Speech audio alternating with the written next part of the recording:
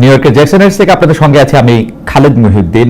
নির্বাচন দিয়ে বা নির্বাচন ঠেকিয়ে কিভাবে আসলে ভোটের রাজনীতিতে সুবিধা করা যায় সেই নিয়ে ব্যস্ত আছে রাজনৈতিক দলগুলো। সেই রাজনৈতিক দলগুলো সেই ব্যস্ততার মধ্যে কয়েকটি শব্দেই ঘুরে ফিরে বাংলাদেশের মানুষকে শুনতে হচ্ছে। কোনটি শব্দটি নির্বাচন, কখনো এটি সংস্কার, কখনো এটি বা আরো বেশি বিচার বা স্বচ্ছতা, জবাবদিহিতা এবং লেভেল প্লেইং ফিল্ড, এসব নিয়ে আলোচনা করতে করতে নির্বাচন এবং সংস্কার যেন পরস্পরের মুখোমুখি দাঁড়িয়েছে। কেউ কেউ মনে করছেন একটি স্টেলমেটের মুখোমুখি দাঁড়িয়ে আছি আমরা। সেইগুলি নিয়ে আলোচনা করার জন্য আমাদের সাথে আজ রয়েছেন জাতীয় নাগরিক পার্টির যুগ্ম আহ্বায়ক ডক্টর তাজনুবা জাবিন। ডক্টর তাজনুবা জাবিন, আপনাকে আমাদের অনুষ্ঠানে স্বাগত জানাই। আপনি আমাদের সাথে যুক্ত হয়েছেন, সেজন্য আমাদের শুভেচ্ছা, কৃতজ্ঞতা এবং ধন্যবাদ জানবেন। এবং সাথে আরো থাকছেন ফ্রিল্যান্স জার্নালিস্ট ও অ্যাক্টিভিস্ট বলে আমরা যার সাথে পরিচিত হচ্ছি, এ সময় যার কথা শুনতে অনেকেই পছন্দ করছেন, জনাব সাইদ আব্দুল্লাহ। কেউ কেউ আবার একটু অপছন্দ করছেন। সাইদ আব্দুল্লাহ, আপনাকেও আমাদের অনুষ্ঠানে যুক্ত হওয়ার জন্য ধন্যবাদ জানাই এবং আপনার প্রতিও আমাদের ধন্যবাদ। ডক্টর জাবিন, আপনার অনুমতি নিয়ে আমি আসলে প্রথম কিছু প্রশ্ন নিয়ে আসলে আমাদের সাইদ আব্দুল্লাহর কাছে যেতে চাই, আমাদের তরুণ জার্নালিস্ট, ফ্রিল্যান্স জার্নালিস্ট এবং অ্যাক্টিভিস্ট। সাইদ, আমার প্রশ্নটা আসলে একটু গুচ্ছ প্রশ্নের ধরনে। আপনাকে আমি আসলে এখন আমরা যে সময়টাতে আছি তার থেকে 1 বছর আগে ফিরিয়ে নিয়ে যেতে চাই, যখন আপনার আবিষ্কৃত ছাগল কাণ্ড নিয়ে আমরা অনেক মুখরোচক আলোচনা শুনছিলাম। আরেকটি কোরবানি ঈদ সামনে ছিল, সেই সময় নিয়ে অনেক কথা হচ্ছিল। কিন্তু আমার প্রশ্নটা সেই জায়গায় দাঁড়িয়ে, আমি যদি আপনাকে 1 বছর পিছনে নিয়ে যাই, 2024-এর ধরেন কথার কথা 3, 4, 5, 6 মে, আপনি তখন কি আশা করেছিলেন যে এই সরকার যে আসলে 16 বছর ধরে নির্বাচন দিচ্ছে না বা 15 বছর ধরে নির্বাচনের নামে বিভিন্ন রকম তামাশা করতেছে, গণতন্ত্রের পথ আটকে রেখেছে, বিভিন্ন সময় খুবই শক্ত হাতে আমি বলবো যে বিরোধী মতকে দমন করছে, সেই জায়গায় আপনি হাইন্ডসাইট আপনি কি ধরনের পরিবর্তন আসলে আপনি চেয়েছিলেন? মানে এমন একটা জায়গায় নিয়ে গেলেন যে জায়গাটা আসলে ইতিহাসের ওই বাকবদলের জায়গাটা আমরা একেবারে নিজের চোখে প্রত্যক্ষ করেছি। ঠিক গত বছর এই সময়ে যদি আমরা চিন্তা ভাবনা করি, তাহলে আমার কাছে পুরো বাংলাদেশের চিত্রটা এমন ছিল যে যারা ডেমোক্রেসির পক্ষে অনেকদিন যাবত কথা বলতো তাদের অনেকের ভিতরে আমি ফ্রাস্ট্রেশন দেখেছি। আমার স্পষ্ট মনে পড়ে, খালেদ ভাই, যেহেতু আমি অনেকদিন যাবত এই অ্যাক্টিভিজমের সাথে জড়িত, অন্তত পক্ষে 2017 সাল থেকে 2024 সালের 7 জানুয়ারি ডামি ইলেকশন যখন হয়ে গেল, তারপরে অনেক মানুষের ভেতরে যে হতাশার জায়গাটা আমি দেখতাম ডিসেম্বর মাসে বা তার আগে, যে প্রত্যেকে যে প্রোঅ্যাক্টিভ একটা রোলটা ছিল যে হয়তোবা একটা ইলেকশন হবে, হয়তোবা হাসিনার সরকারের পতন হবে, কিন্তু আলটিমেটলি যখন সেটা হলো না, ওই ইলেকশনের পরেও অনেকের একটা এক্সপেকটেশন ছিল হয়তোবা পশ্চিমা বিশ্ব থেকে শুরু করে অন্যান্য জায়গা থেকে এই সরকারের পর হয়তোবা কোনো না কোনো প্রেসার চলে আসতেই পারে, কিন্তু মনে হচ্ছিল আশাটা ফিকে যাচ্ছে। 7 জানুয়ারি ইলেকশনের পরে আমার স্পষ্ট মনে আছে, আমার যারা শুভাকাঙ্ক্ষী ছিল আশেপাশে, অনেকে আমাকে আশা দিচ্ছিল যে অনেক তো আন্দোলন সংগ্রাম কথাবার্তা বললা, এবার এগুলা বাদ দাও, এগুলা নিয়ে কিছু হবে না, ত্যাগ করো। আমি 8 তারিখে খালেদ ভাইকে স্ট্যাটাস দিয়েছিলাম যে যদি শেখ হাসিনার পতন কোনোদিনই না হয়, আমি আমার জীবনে যদি নাও দেখতে পারি, ইয়েট এই আন্দোলনটা চালিয়ে যাওয়া উচিত, আমাদের কথায়, আমাদের কাজে, সব জায়গায়। আমি মনে প্রশ্নটাকে আরেকটু প্রিসাইজ করি, কারণ হচ্ছে যে এই সময়টা এতই তাজা যে আমাদের অনেক কিছু বলার থাকে। আমার প্রশ্ন হচ্ছে, আপনারা যে আন্দোলনটা করলেন বা সেই স্বপ্নটার মধ্যে আমাদেরকেও সাথে নিয়ে গেলেন, সেই স্বপ্নটার মধ্যে কি শুধু একটা নাম পরিবর্তন ছিল, মানে শেখ হাসিনাকে সরায় দেওয়াটাই স্বপ্নের মধ্যে ছিল, নাকি সিস্টেমটার কথা আপনারা কিছু ভাবতেছিলেন? অবশ্যই সিস্টেমটার কথা। এটা শুধু আমার মনে হয় যে খালেদ ভাই আমার একার কথা না, এবং আন্দোলনটা আপনি যেভাবে বললেন আমি একটু ভিন্নভাবে ব্যাখ্যা করি। আপনি যে বললেন না যে আপনারা করেছেন, আমার মনে হয় এটা আমরা একা করি নাই, এটা সারা দেশের সবাই মিলেই করেছে, এটা ছাত্র জনতার গণ অভ্যুত্থান ছিল। সো ইন দ্যাট সেন্স বাংলাদেশের মানুষের একটা পরিবর্তনের আকাঙ্ক্ষা, প্রত্যেকটা জায়গায় সিস্টেমের পরিবর্তনের আকাঙ্ক্ষাটাও অনেক বড় একটা আকাঙ্ক্ষা ছিল। শুধুমাত্র শেখ হাসিনার পতন ঘটলো, সিস্টেমটা যদি শেখ হাসিনার মতোই থাকে, এটা তো আমার দেশের যারা মানুষ আছেন তারা যে অভিপ্রায় রাখতো সেটা তো ছিল না। তো মানুষের ভেতরে একটা সিস্টেম পরিবর্তনের একটা আকাঙ্ক্ষাটা ছিল, এবং সেই আকাঙ্ক্ষা থেকেই কিন্তু মানুষ এইভাবে স্বতঃস্ফূর্ত ভাবে ঝাঁপিয়ে পড়েছিল। এবং গত বছর ঠিক এই মুহূর্তে আমার কাছে মনে হয় যে ইলেকশন একটা বড় সিগনিফিক্যান্ট পার্ট, কিন্তু ইলেকশনের পাশাপাশি দেশের অন্যান্য প্রত্যেকটা জায়গায়, মানে প্রশাসনিক জায়গায় যদি বলি, সাচিবিক জায়গায় যদি বলি, ল এন্ড অর্ডারের সিচুয়েশনের কথা যদি বলি, এমনকি দেশের অর্থনৈতিক সিস্টেমটা কিভাবে চলবে, প্রত্যেকটা জায়গায় মানুষের একটা পরিবর্তনের অভিপ্রায় ছিল, আমি দম বন্ধ একটা অবস্থায় ছিল। আমি এই জায়গায় আপনাকে নিয়ে আসতেছিলাম, যখন আপনি এই কথা বলেন যে ইলেকশন একটা পার্ট, কিন্তু ইলেকশন ছাড়াও এই যে সিস্টেমের পরিবর্তন অনেক জরুরি ছিল, ল এন্ড অর্ডার থেকে শুরু করে অ্যাডমিনিস্ট্রেশনটা যেভাবে পরিচালিত হতেছিল সেটার একটা পরিবর্তন ছিল। তো আপনার কাছে কি মনে হয় না যে একই জায়গায় আমরা এখনো আছি? এটা আসলে পুরোপুরি একই জায়গায় আছি আমি এইভাবে দেখতে চাই না, কারণ আমার কাছে যেটা মনে হয় যে তখন ইলেকশনের যে কথা, ইলেকশন সংস্কার প্রত্যেকটা জিনিসই চলবে, বরং বর্তমানে যেটা মনে হচ্ছে কারো কারো ব্যাখ্যায় ইলেকশন আর সংস্কার এই ব্যাপারগুলো বোধহয় মিউচুয়ালি এক্সক্লুসিভ, কিন্তু আমার কাছে মনে হয় যে এগুলা একই সাথে চলতে পারে। ইলেকশন পদ্ধতি যেভাবে চলতো সেটারও তো অনেক সংস্কারের দরকার আছে। একই সাথে আপনি ইলেকশনকে বাদ দিয়ে কেউ যদি মনে করে শুধু সংস্কার সংস্কার সংস্কার করবো, এই টাইপের একটা ব্যাপার দেখা যাচ্ছে অনেকের ভেতরে। কিন্তু না আব্দুল্লাহ, আমি বোঝার জন্য যে আপনার কাছে কি মনে হয় না যে ইলেকশনটা বাদ দেওয়ার কথা আসলে কেউ বলতেছে না, শুধু এই কথাটাই বলতেছে যে ইলেকশনটাকে যদি আপনি এখন ইলেকশনটাকে সামনে আনেন এবং ইলেকশনটার কথাই বলতে থাকেন, তাহলে জিনিসটা যেটা হইলো যে জুলাইয়ের যে প্রেক্ষাপটটা, যেই কারণে আমরা একটু পিছনে ফিরে গেলাম, সেই কারণটা সেই জায়গায় থাইকেই আমরা আবার আরেকটা সরকার, যেটা একটা রেজিম চেঞ্জের মতোই শুধু হবে, সেইটার জায়গায় আমরা যাইতেছি। কিন্তু খালেদ ভাই, ব্যাপারটা হলো যারা ইলেকশন চাচ্ছে তারা তো এটা বলছে না যে সংস্কারের কোনো দরকার নাই, তারা যেটা বলছে ডিসেম্বর মানে যেটা হয়, গত বছরের আগস্ট থেকে চিন্তা করলে 1.5 বছরের মতো সময়, সেই 1.5 বছরের ভিতরে সময়ের ভিতরে অনেক সংস্কার হয়ে যাওয়া সম্ভব, অনেক সংস্কার আছে, চলমান প্রক্রিয়া থাকবে। কেউ তো এটা বলে নাই যে শুধুমাত্র একটা ইলেকশন হলেই দেশটা জান্নাতুল ফেরদৌস হয়ে যাবে।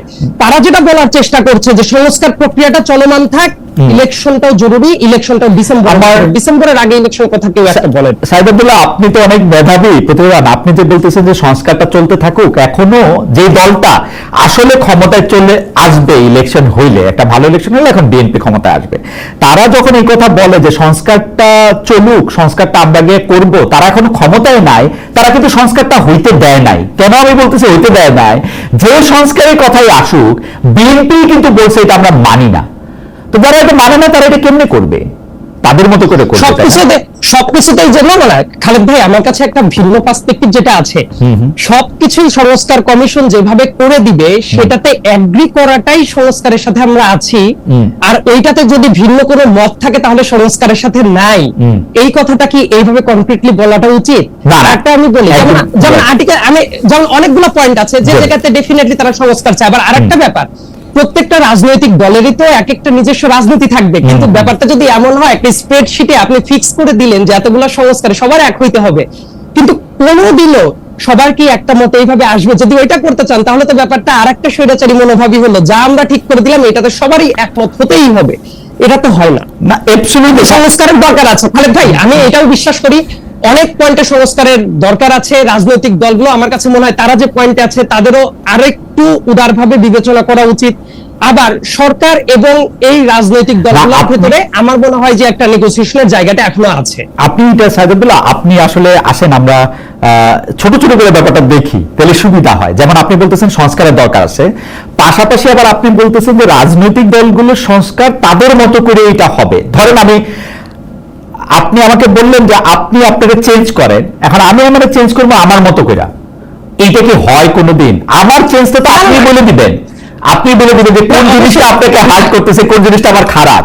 না অবশ্যই খালেদ ভাই, আমি কিন্তু এটা বলি নাই যে রাজনৈতিক দল বলবে যে আমরাই সব সংস্কার করব। আপনি খেয়াল করলে দেখবেন যে রাজনৈতিক দলগুলো অ্যাবসলিউটলি এই কথাই বলতেছে, সংস্কার করব কিন্তু আমার স্টাইলে। আমি খোলাখুলি বলি, আমার তো ঢাক রেখে কথা বলতে ইচ্ছা করে না, আমি খোলাখুলি বলি। বিএনপি বলতেছে সংস্কার চলবে, কিন্তু এটা হচ্ছে বিএনপির স্টাইলে, বিএনপির ব্র্যান্ডিং এ। অন্য কেউ কোনো কিছু বলবে, বিএনপি এত বড় দল, বিএনপি শুনবে কেন?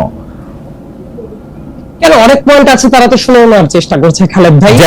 যেমন উদাহরণ দেন, শুনবো না। ফর এক্সাম্পল আর্টিকেল 70 আর্টিকেল 70 নিয়ে তো খুব ভালো একটা আলোচনা হচ্ছে এবং অন্যান্য রাজনৈতিক দল এবং আর্টিকেল 70 দেখলাম সাইদ এটা খুব মজার বলতেছে। আর্টিকেল 70 হচ্ছে একমাত্র বিষয় যেখানে বিএনপি আর এনসিপি একটা পয়েন্টে ওরা বলতেছে সরকারের স্থিতিশীলতা রাখার জন্য নাকি এই সরকারের প্রধানের ক্ষমতাকে চ্যালেঞ্জ করার দরকার নাই, যেজন্য 70 রাখার দরকার নাই। কয়টা বিষয় আপনি কথা বলতে পারবেন না? সংবিধান সংশোধনের কথা বলতে পারবেন না, অর্থ বিল নিয়ে কথা বলতে পারবেন না, তাহলে আপনি কথা বলবেন কি নিয়ে? হ্যাঁ, এই তিনটা নিয়ে আরো আলোচনা, আর বাকি সমস্যা নিয়ে আলোচনা হয়, শোক প্রস্তাব, মমতাজের গান, এটাই বলছি যে এর বাইরে আর কি আছে? মমতাজের গানের কথা বলছি না, মানে এর বাইরে কি আছে? আপনি আইনের ছাত্র, আপনি বলেন তো এই তিনটার বাইরে কি আছে সংসদে আলোচনা করা হয় গুরুত্বপূর্ণ? অর্থ বিল, যদি সংসদের সংশোধন, সরকারের আস্থা, এই তিনটার বাইরে আর কি আছে সংসদে আলোচনা হয়? আপনি আমাকে বলেন। এমন অনেক কিছুই হতে পারে, ব্যাপারে তো আইন চেঞ্জের কোনো ব্যাপার আসতেই পারে খালেদ ভাই। আইন চেঞ্জ তো অর্থ বিল, আইন চেঞ্জ তো অর্থ বিল ভাই, অর্থ বিল, আইন চেঞ্জ তো অর্থ বিল, আইনে কি অর্থ, আইন চেঞ্জ তো অর্থ, সব আইন অর্থ বিল হবে, চেক ইট ব্যাক, সব আইন অর্থ বিল, সব আইন চেঞ্জ অর্থ বিল হবে, সরকারের আয় ব্যয়ের সাথে নির্ধারিত যে কোনো কিছু অর্থ বিল হবে। সেটা তো বটে, কিন্তু আমি যেটা বলার চেষ্টা করছি এই জায়গায় বেসিক্যালি আমার যেটা পার্টিকুলার অপিনিয়ন যেটা ছিল, হর্স ট্রেডিং যেটা আছে এটা যদি আটকানো যায়, মানে বিএনপির একটা পজিশন আছে, বাট আমি ব্যক্তি হিসেবে আমার কিন্তু একটা পজিশন আছে, সেই ব্যাপারটা আমি যেটা বলছিলাম যে হর্স ট্রেডিংটাকে আটকানো বাদ দিয়ে এবং পার্টিকুলারলি দু একটা জায়গায় বাদ দিয়ে এই জায়গাটাতে মেম্বার অফ পার্লামেন্টের ফ্রিডমটাকে আমি বিশ্বাস করি যে এটা সংস্কারে আসা উচিত। বিএনপির হয়তো বা আলোচনার ভেতরে যাওয়ার পরে তাদের ভেতরে আরেকটি নেগোসিয়েশনে আসা উচিত। এবং আমি যেটা বলছি যে একদমই তারা আলোচনা মানছে না, সংস্কার চায় না, আপনার সাথে কথা বলা আনন্দদায়ক, আপনার সঙ্গে আরো আমি কথা বলবো, কিন্তু আপনি যে শব্দটা ব্যবহার করলেন রাজনীতিবিদদের অনুসারে হর্স ট্রেডিং, যারা একটা সংসদে দাঁড়িয়ে একটা মার্কায় একটা দলের পক্ষে ভোট নিয়ে আসে, আপনি তাদের পক্ষে আপনি যদি মনে করেন শুধুমাত্র হর্স ট্রেড করার মতো করে তারা নিজেদেরকে তারা বিকিয়ে দিতে পারেন, সেটা নিয়ে আমি আপনার সঙ্গে আলোচনা করব যে সেইটাকে আপনি যদি শঙ্কা মনে করেন, এই শঙ্কাটা থেকে আমাদের দূর করা দরকার এবং সেটা সংস্কার কিনা সেটা আমরা একটু দেখতে চাইবো। ডক্টর জামিন, আমিও আপনার সাথেও আমি একটু গুচ্ছ প্রশ্নের আকারে কিছু প্রশ্ন করতে চাই। প্রশ্নটা হচ্ছে যে এনসিপি বা আপনারা এটা মনে করেন কিনা যে এই সরকার জুলাই সনদ নাও করতে পারে? ধন্যবাদ খালেদ ভাই, সহ আলোচক এবং দর্শক যারা দেখছেন সবাইকে শুভেচ্ছা। না, এখন পর্যন্ত আমরা এরকম কোনো কিছু মনে করি না, কারণ এটার কথা অধ্যাপক রিয়াদ স্যার যতবারই গণমাধ্যমের সামনে আসে, যতবারই ওনার বক্তব্য হয়, যতবারই জাতীয় ঐক্যমত্য কমিশনের সাথে রাজনৈতিক দলগুলো বসার পর উনি প্রেসকে ব্রিফ করেন, সব সময় জুলাই সনদের প্রতি গুরুত্ব দেন এবং জুলাই সনদ এমন একটা বা চার্টার, এটা এমন একটা বেস হবে যেটার উপর এই যে আমরা গণতান্ত্রিক ট্রান্সফরমেশন বলি বা ফ্যাসিবাদ থেকে গণতন্ত্রের দিকে যাত্রা বলি, যেটাই বলি, এই পথটার একটা দিক নির্দেশনা থাকবে বা একটা বেস তৈরি করে দিবে। সো এখন পর্যন্ত, আজকে পর্যন্ত আমার কাছে এই আশঙ্কা মনে হয় না। আমি মনে করি যে সব দলকে আস্থায় নিয়ে এটা হবে। এনসিপি মনে করছে যে সরকার জুলাই সনদ করবে। আমার কাছে কারণ হচ্ছে প্রথম দফার আলোচনা হয়েছে গতকাল থেকে, আবার সেকেন্ড দফার আলোচনা শুরু হয়েছে এবং এটা খুব আমি বলবো যে গুরুত্বের সাথে এখন পর্যন্ত সব দল দেখছে এবং জাতীয় ঐক্যমত্য কমিশনও দেখছে। কারণ আমাদের এই গণ অভ্যুত্থান পরবর্তী সময়টা আসলে মানে অনেক রক্ত ক্ষরণের উপর দাঁড়িয়ে, শহীদরা তাকিয়ে আছে। কারণটা নিয়ে আমরা আসতেছি। তো সরকার জুলাই সনদ করবে, জুলাই সনদের ক্ষেত্রে আপনারা একটা জুলাই সনদের ড্রাফট করেছেন, সরকার কি সেই ড্রাফটটাই রাখবে নাকি কোনো চেঞ্জ করবে? এখন এখানে তো যে মৌলিক সংস্কারের বিষয়গুলো আমরা বলছি, প্রত্যেকটা যে যে কমিশনের প্রস্তাবের ভিত্তিতে, এবং সেখানে জুলাই ঘোষণাপত্রের কথাও আমরা বলছি, এবং এগুলো সবগুলো কিন্তু আসলে জাতীয় ব্যাপার, মানে এগুলো এনসিপির একক ব্যাপার না। জুলাই ঘোষণাপত্র যেটা 31শে ডিসেম্বর আমরা দিতে চেয়েছিলাম সব পক্ষের কে সাথে নিয়ে, মানে ফ্যাসিবাদ বিরোধী গণ অভ্যুত্থানের সব পক্ষকে সাথে নিয়ে, সেটা কিন্তু তখন সরকার নিজেরাই পরবর্তীতে বললো যে এটাই তারা দায়িত্ব নিয়ে এটা করবে।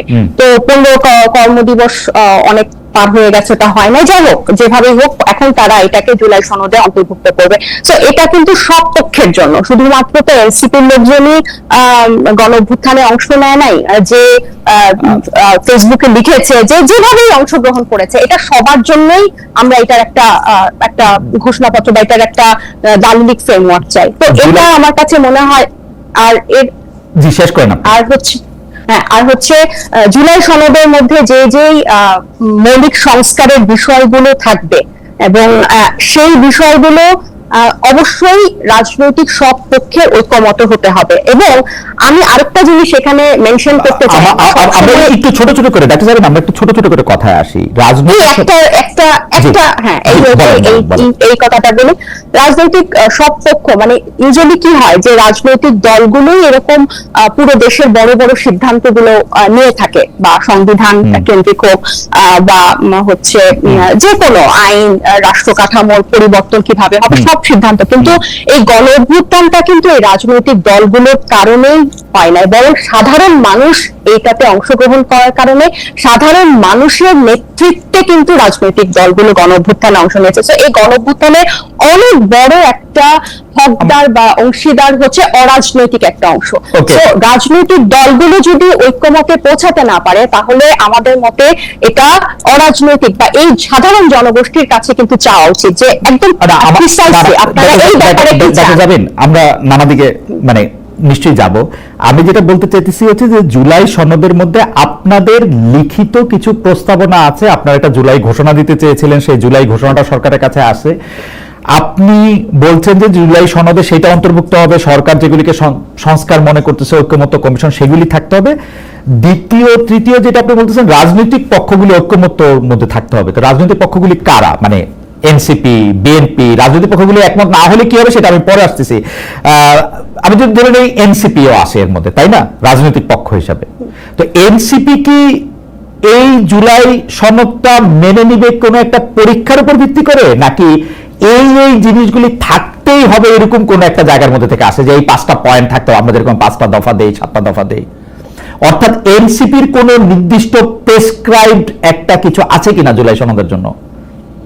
এটা তো একদম ওপেনলি আলোচনা হচ্ছে, তাই না? এখন আমরা জাতীয় ঐক্যমত্য থেকে যে পয়েন্টের ভিত্তিতে প্রিসাইজ হয়ে গেছে, এখন গত 10 মাসে কিন্তু আলোচনাটা অনেক ন্যারো এবং প্রিসাইজ হয়ে গেছে যে কোন কোন ব্যবস্থা, নির্বাচন ব্যবস্থা, জনপ্রশাসনে, সাংবিধানিক দুদকে বা বিচার বিভাগে এখন কিন্তু প্রিসাইজ হয়ে গেছে।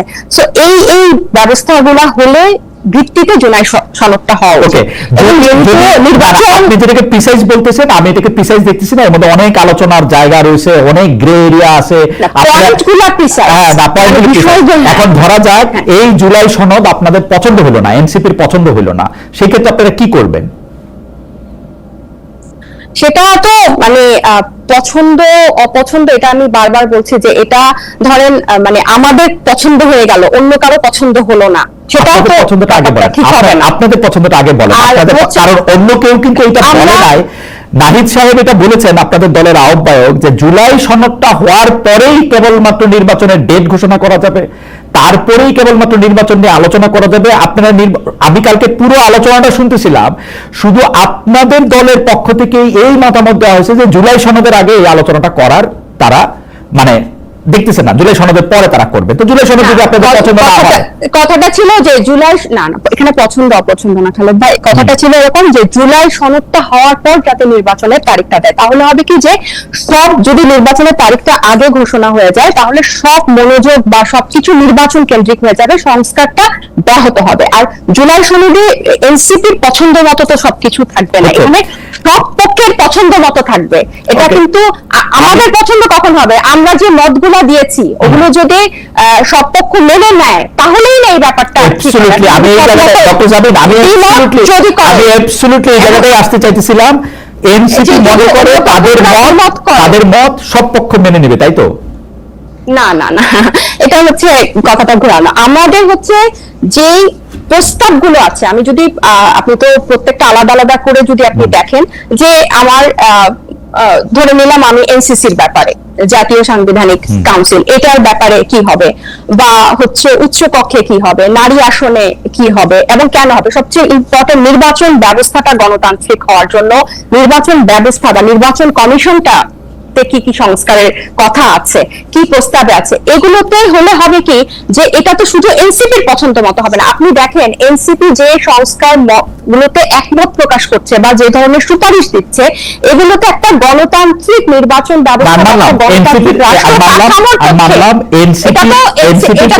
আপনি প্রধান এমন তো না যে প্রধানমন্ত্রী পরপর নাহিদ ইসলাম পরপর 10 বছর মানে 2 টার্মের বেশি, নাহিদ ইসলামের ক্ষেত্রে এটা হবে না, নাহিদ ইসলামের ক্ষেত্রে পরপর 2 টার্ম, কারণ নাহিদ ইসলামের পক্ষে এটা বলা সহজ, কারণ নাহিদ ইসলামের পক্ষে এটা বলা সহজ, কারণ নাহিদ ইসলাম প্রধানমন্ত্রী হবেন না, সেই জন্য এটা বলা সহজ।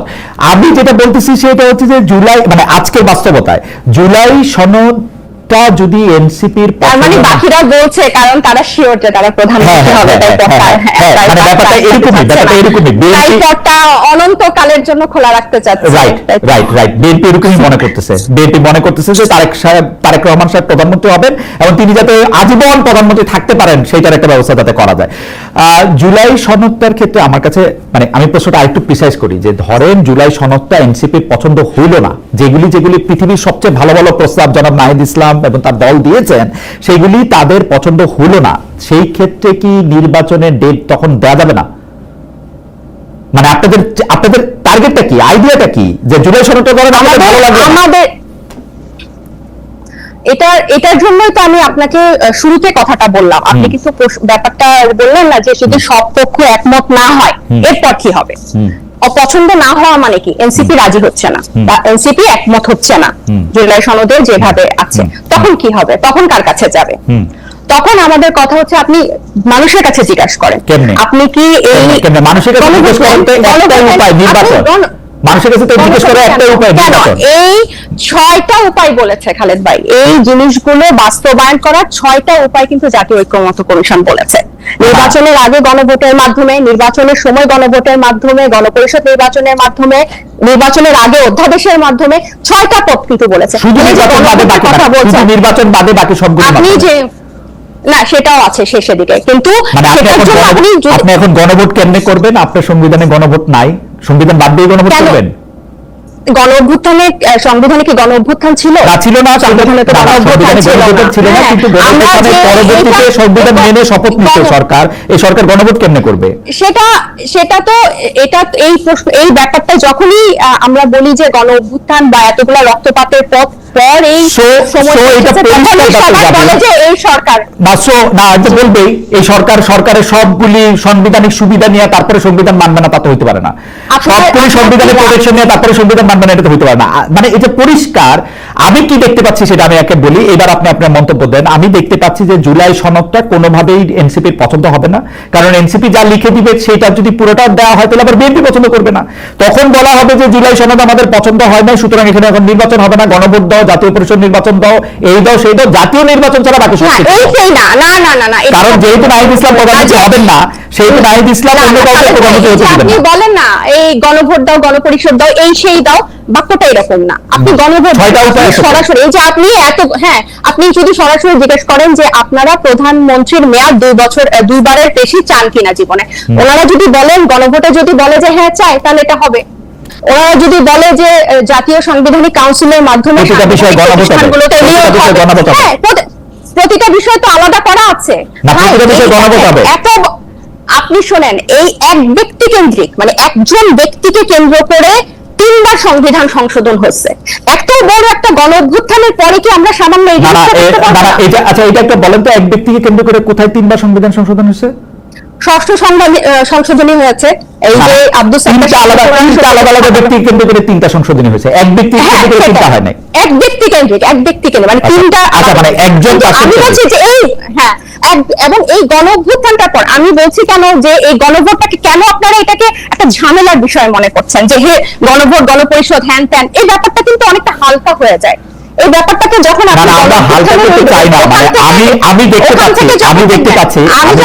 খুবই ভারী, গণভোট খুবই ভারী, কিন্তু আমার কথা হচ্ছে রাজনৈতিক দলগুলো যখন একমত হবেন না, রাজনৈতিক দলগুলো, আমার এনসিপির এটা পছন্দ হবে না, বিএনপির ওটা পছন্দ হবে না, জামাতের এটা পছন্দ হবে না, গণ অধিকারের এটা পছন্দ হবে না, তাহলে এই রাষ্ট্রের মালিকানা তো শুধু এই গুটি কয়েক রাজনৈতিক দল না, এই রাষ্ট্রের মালিকা তো জনগণ। এই আমি যখন গণ অভ্যুত্থানে অংশ নেই, আমি তো কোনো রাজনৈতিক দলের হয়ে অংশ নেই নাই। যে সবজিওয়ালা মারা গেছে, রিয়া গোপের মা বাবা, আহাদের মা বাবা, এরা তো কোনো রাজনীতি করছে না। যে ভ্যান চালক, কিন্তু সরকারের উপদেষ্টা হচ্ছেন আপনারা আর ছাত্ররা, ভ্যানওয়ালা সবজিওয়ালা তো না। কারণ এই ছাত্রদের গণ অভ্যুত্থানে, এবং শুনেন খালেদ ভাই, এই জিনিসটা হচ্ছে কথার পিঠে কথা বলার জন্য, গণ অভ্যুত্থানের নেতৃত্ব দানকারী ছাত্ররাই ওখানে উপদেষ্টা হিসেবে গেছে। এই আলোচনা, এই ডিবেট অনেক আগে শেষ। এবং আমরা যে সংবিধান, এই যে সিস্টেম পরিবর্তনের কথা বলছি বা গণতান্ত্রিক বলছি, ওই সবজিওয়ালা, ওই গার্মেন্টস এর মেয়ে যাতে একটা পথ সৃষ্টি হয়। আমি যে রাজনীতিতে আসবো, আমি একটা প্রিভিলেজ মনে করি নিজেকে, আমি একজন প্রিভিলেজ শহুরে মেয়ে হয়ে যে আমি রাজনীতিতে আসবো, এই পথ কিন্তু গত দশকগুলোতে আমি কখনো দেখি নাই, কিন্তু এখন এই পথটা সৃষ্টি করা লাগবে। আপনার একটু ভালো করে দেখতেও পারেন, তাহলে হয়তো আরো কিছু সিমিলারিটিস আপনি দেখবেন। আমরা আবার আসবো আপনার কাছে। আমি জনাব সাইদ আব্দুল্লাহ, আপনার কাছে বলতে চাই বা আপনার কাছে জানতে চাই যে আসলে যে জায়গায় আমরা ছিলাম, সেই জায়গা থেকে আমি যদি আপনাকে বলি যে সিস্টেমের পরিবর্তন দিয়ে আপনি আসলে শুরু করেছিলেন, রাজনৈতিক দলগুলোর অবস্থান দিয়ে আপনি কথা বলেছিলেন, কিন্তু আমরা যে রাজনৈতিক দলকে এখন আসলে ক্ষমতার কাছাকাছি যাওয়ার জন্য, যেটি ডক্টর জাবিন বললেন যে দুবার প্রধানমন্ত্রী থাকবেন কিনা পরপরের বেশি, দুবার বা লাগাতার একবার দুবার, নাকি পরপর দুবার, নাকি তিনবার, এইটা নিয়ে যখন তারা কথা বলে, তখন আমরা স্পষ্ট বুঝতে পারি যে তারা আর কোনোদিন কোনো সংস্কার করবে না। এবং সংস্কার যে করবে না, এইটা বলে তারা যেন তেন রকমে একটা শুধু নির্বাচন চায়, এবং ক্ষমতায় যাওয়ার পরে তারা সেইটাই করবে যেটা তারা করতেছিল। আমি এই ব্যাপারটাকে একটু ব্যাখ্যা করি। 15 বছর পরে নির্বাচনের যাওয়া এবং কি কি বিষয় নিয়ে তারা কাজ করবে, সেটা যদি আমি পিছনে ফিরি, তাহলে আমি আওয়ামী লীগের দুঃশাসন দেখতে পাই, কিন্তু বিএনপির কি চেঞ্জ আমরা দেখি, যে বিএনপি এখন দাবি করতেছে যে তারা সবচেয়ে সংখ্যাগরিষ্ঠ লোক, তাদেরই মানুষ ভোট দিবে, তাদেরকেই প্রধানমন্ত্রী বানাবে। কেন, কি করছে বিএনপি? ভাই, এটা দেখার জন্য তো ইলেকশন দরকার। আমার কথা, বিএনপি কে যদি মানুষ না পছন্দ করে ভোট দিয়ে নির্বাচিত করবে না? খুবই সিম্পল উত্তর। মানে এইটা তো আমি বা আপনি, আমরা কি এটা ঠিক করে দিতে পারি যে বিএনপি কে দেখতে পারলো না পারলো না? বিএনপি যদি অপকর্ম করে, বিএনপি কে যদি পছন্দ না করে, বিএনপি একটা ফেয়ার ইলেকশনে বিএনপি হেরে যাবে না। কিন্তু সাইদ আব্দুল্লাহ, আপনি ফেয়ার ইলেকশন বলতে কি বুঝেন? আপনি যদি নির্বাচনের কাঠামোগত সংস্কারটা আপনি না করেন, তাইলে আমার মতো লোক ধানের শীষের একটা মার্কা নিয়ে গিয়ে এবং বিএনপি অফিস থেকে কারি কারি টাকা নিয়ে গিয়ে ভোট কিনে চলে আসবো, তো আমি তো হুন্ডা এবং গুন্ডা দিয়ে ইলেকশন প্রভাবিত করবো, আমি তো ফেয়ার ইলেকশন পাবো না। ব্যাপারটা হলো কি খালেদ ভাই, বিগত আমার মনে হয় যে অনেকগুলা টার্ম আমরা শুধুমাত্র ওই আমি দামির ভোট, নৈশ ভোট সবকিছু দেখে আমাদের কাছে মনেই হচ্ছে যে সামনেও এটাই হবে। তো তাহলে আমি বলতে চাই, এই মুহূর্তে দাঁড়িয়ে গণ অভ্যুত্থানের প্রায় 10 মাস শেষ হয়ে গেল। ডক্টর মোহাম্মদ ইউনূস অন্তত পক্ষে, তার তো শুধু ইলেকশন কমিশন না, তার তো পুলিশ বলেন, সাসিবিক জায়গা বলেন, এই জায়গাগুলো তো সংস্কারের একটা ম্যান্ডেট তার আছেন। তাহলে কি সংস্কার হইলো যে আবার ওই শেষটাতে ভোট চুরি করার মতো পদ্ধতিটা থাকলো? আইন শৃঙ্খলা বাহিনী কি সংস্কার হইলো না তো, সংস্কার হয় নাই তো। সবগুলি জায়গায় বিএনপির লোক বসে আছে, সবগুলি জায়গায় বিএনপির লোক বসে আছে, সংস্কার কেমনে হবে? যেখানে বিএনপির লোক নাই সেখানে জামাতের লোক আছে, অল্প কিছু এনসিপির লোক আছে, এই তো। প্রপোর্শনাল। আমার কথা যেটা, আমি ওই আলাপে যাওয়ার আগে সবচেয়ে আগে একটা পয়েন্ট খুবই ক্লিয়ারলি বলতে চাই। খালেদ ভাই, আপনি যখন বললেন যে প্রত্যেকটা জায়গায় বিএনপির লোকই বসে আছে, আমি একেবারে থিওরিটিক্যাল ভাবে যদি চলে যাই, এই আলোচনাটা আমার কাছে মনে হয় যে একটু প্রবলেমেটিক এই কারণে, ডক্টর মোহাম্মদ ইউনূস যখন ক্ষমতায় এসে বসেন, উনি খুব ক্লিয়ারলি বলেছিলেন যে তার নিয়োগকর্তা হলো ছাত্ররা। এবং অনেক জায়গায়, কেন এই সরকারের ভেতরে আপনি যে বললেন সব জায়গায় বিএনপির লোক বসে আছে, ছাত্র প্রতিনিধি 2 জন বসে আছে না এখনো সরকারের ভেতরে? অনেক জায়গায় নিয়োগের বিভিন্ন জায়গায় যে ধরনের কথা বলছেন, এবং আমি প্র্যাকটিক্যালিটি যদি আরেকটা জায়গায় চিন্তা করি যে বাংলাদেশে এই মুহূর্তে সবকিছু বিএনপি কন্ট্রোল করছে, যখন আপনি এই জায়গাটা ধরে নেবেন, তাহলে তো বলে দিই, আপনাকে আমি উদাহরণ দেই। অনেক ক্ষেত্রে ডক্টর ইউনূস তার অসহায়ত্বের কথা প্রকাশ্যে বলেছেন, ইঙ্গিতে বলেছেন, আমি প্রকাশ্যে বলি। এই সরকার ক্ষমতা আসার একদিনের মাথায় বেগম জিয়ার, হ্যাঁ এটা অন্যায় মামলা, রায় হয়েছে। 2 নম্বর ক্ষেত্রে তারেক রহমান সাহেবের বিরুদ্ধে যতগুলি মামলা হয়েছিল, সবগুলি মামলা ইন অ্যাবসেন্সিয়া খালাস হয়েছে। কিন্তু ইন অ্যাবসেন্সিয়া তার পক্ষে তিনি রায় পেয়েছেন, তিনি এখনো বিদেশে বসে আছেন, তিনি ইন অ্যাবসেন্সিয়া রায় পেয়েছেন আগের রায়ের প্রতি অনাস্থা, আগের আদালতের প্রতি অনাস্থা প্রকাশ করে। এটা মানে খুব কমন ঘটনা না, কিন্তু আপনি আইনের ছাত্র, আপনি জানেন ওনার তো এই আদালতে আইসা বলতে হবে যে আমি এখন হাজির হয়েছি, আমি এখন আপনার উপর আস্থা আনতেছি। উনি আস্থা ছাড়াই কিন্তু উনি সব বিষয়ে উনার পক্ষে রায় পাইছেন। প্রতিটা জায়গায় আপনি নির্বাচন কমিশনের কথা যদি আপনি বলেন, নির্বাচন কমিশনের মধ্যে আপনি ইশাক সাহেবের ঘটনা নিয়ে আপনি একটা আনহোলি হেস্ট দেখতে পান নাই? আপনার কাছে মনে হয় না যে নির্বাচন কমিশন, আপনি বলেন। আপনি যখন এই পয়েন্টগুলো তুলছেন, তাহলে তো আরেকটা পয়েন্ট, তো আপনি বিএনপির মামলাগুলো শেষ হয়ে যাচ্ছে। ইউনূস সাহেবটাও দেখতে পাচ্ছি, ইউনূস সাহেবটাও দেখতে পাচ্ছি, হ্যাঁ ইউনূস সাহেবটাও দেখতে পাচ্ছি, হ্যাঁ ইউনূস সাহেবটাও দেখতে পাচ্ছি। সেটা এক ধরনের ট্রেডিং হচ্ছে ইউনূস সাহেবের সাথে বিএনপির, ইউনূস সাহেবের সাথে বিএনপির ট্রেডিং হচ্ছে এটা। আমি আর আপনি তো দেখি নাই এটা, আপনি দেখেছেন? আমি তো দেখতে পাচ্ছি, আমি তো দেখতে পাচ্ছি যে এর বেনিফিশিয়ারি, আমি তো বেনিফিশিয়ারি থেকে দেখবো। আমি তো দেখতে পাচ্ছি যে এই সরকার ক্ষমতায় থাকার বেনিফিশিয়ারি হচ্ছে ইউনূস সাহেব এবং বিএনপি, আর অন্য কেউ বেনিফিশিয়ারি নাই, অল্প বেনিফিশিয়ারি, এনসিপি কম, ওই যে দুইজন উপদেষ্টা আছে ফ্ল্যাগ লাগায় ঘুরে বেড়াচ্ছে। আছে এটা আবার একটা ঘটনাও আছে, ধরেন যে বিভিন্ন জায়গায় তাদের যে স্টেকের সংখ্যাটা, বাংলাদেশে তো অতীতে মোটা দাগে তো দুইটা দলই ছিল, জামাত ছিল, এনসিপি নতুন দল, তাদের সংখ্যার অনুপাতে দেখা যাবে যে তারা ওই পরিমাণ বেনিফিটটা পাচ্ছে। আপনি তো একদিন এসে যদি বলেন এই মুহূর্তে আওয়ামী লীগ নাই, তাহলে বিএনপিও কোথাও থাকবে না, এর মিনিং হলো তাহলে ওই জায়গাগুলোতে কারা থাকবে? এই বেনিফিটের প্রশ্নটা যখন আপনি করলেন, এর মিনিংটা হলো ইউনূস সাহেবও বেনিফিট নিচ্ছেন, বিএনপিরও যদি কথা বলেন আছে, জামাত বলেন, জামাত বেনিফিট পাচ্ছে না। তার বাইরে তো জনগণ আছে ভাই, যারা বিএনপি, জনগণ তো অবশ্যই আছে, কিন্তু এককেন্দ্রিক ভাবে আমার মনে হয় যে ওইভাবে বলাটা আসলে খুব একটা সমীচীন হলো কিনা আমার একটু সন্দেহ লাগছে। প্রত্যেকেই এই জায়গাটা আসার জায়গাটা ছিল, কিন্তু একটা দল বেনিফিট পাচ্ছে, সব জায়গায় বসে আছে, এই কথাটা আমার মনে হয় যে মানে আচ্ছা, আমি একটু কারেক্ট করি আমাকে, একটা দল বেশিরভাগ ভালো জায়গায় বসে আছে এবং বেশিরভাগ বেনিফিট পাচ্ছে। একটা দল বেশি, এটা কে ঠিক করবে? এই প্যারামিটারটা কে ঠিক করবে? এটা প্যারামিটারের প্রশ্ন না, আমি হচ্ছে যে উপসংহারটা দেখতে পাচ্ছি, আমি গাছ থেকে কি ফল পড়তেছে সেটা দেখতে পাচ্ছি, এবং বিএনপির হুঙ্কার দেখতে পাচ্ছি, বিএনপির হুঙ্কার দেখতে পাচ্ছি ক্ষমতায় আসার আগেই। হুঙ্কার আরো অনেকেরই দেখতে পাচ্ছেন।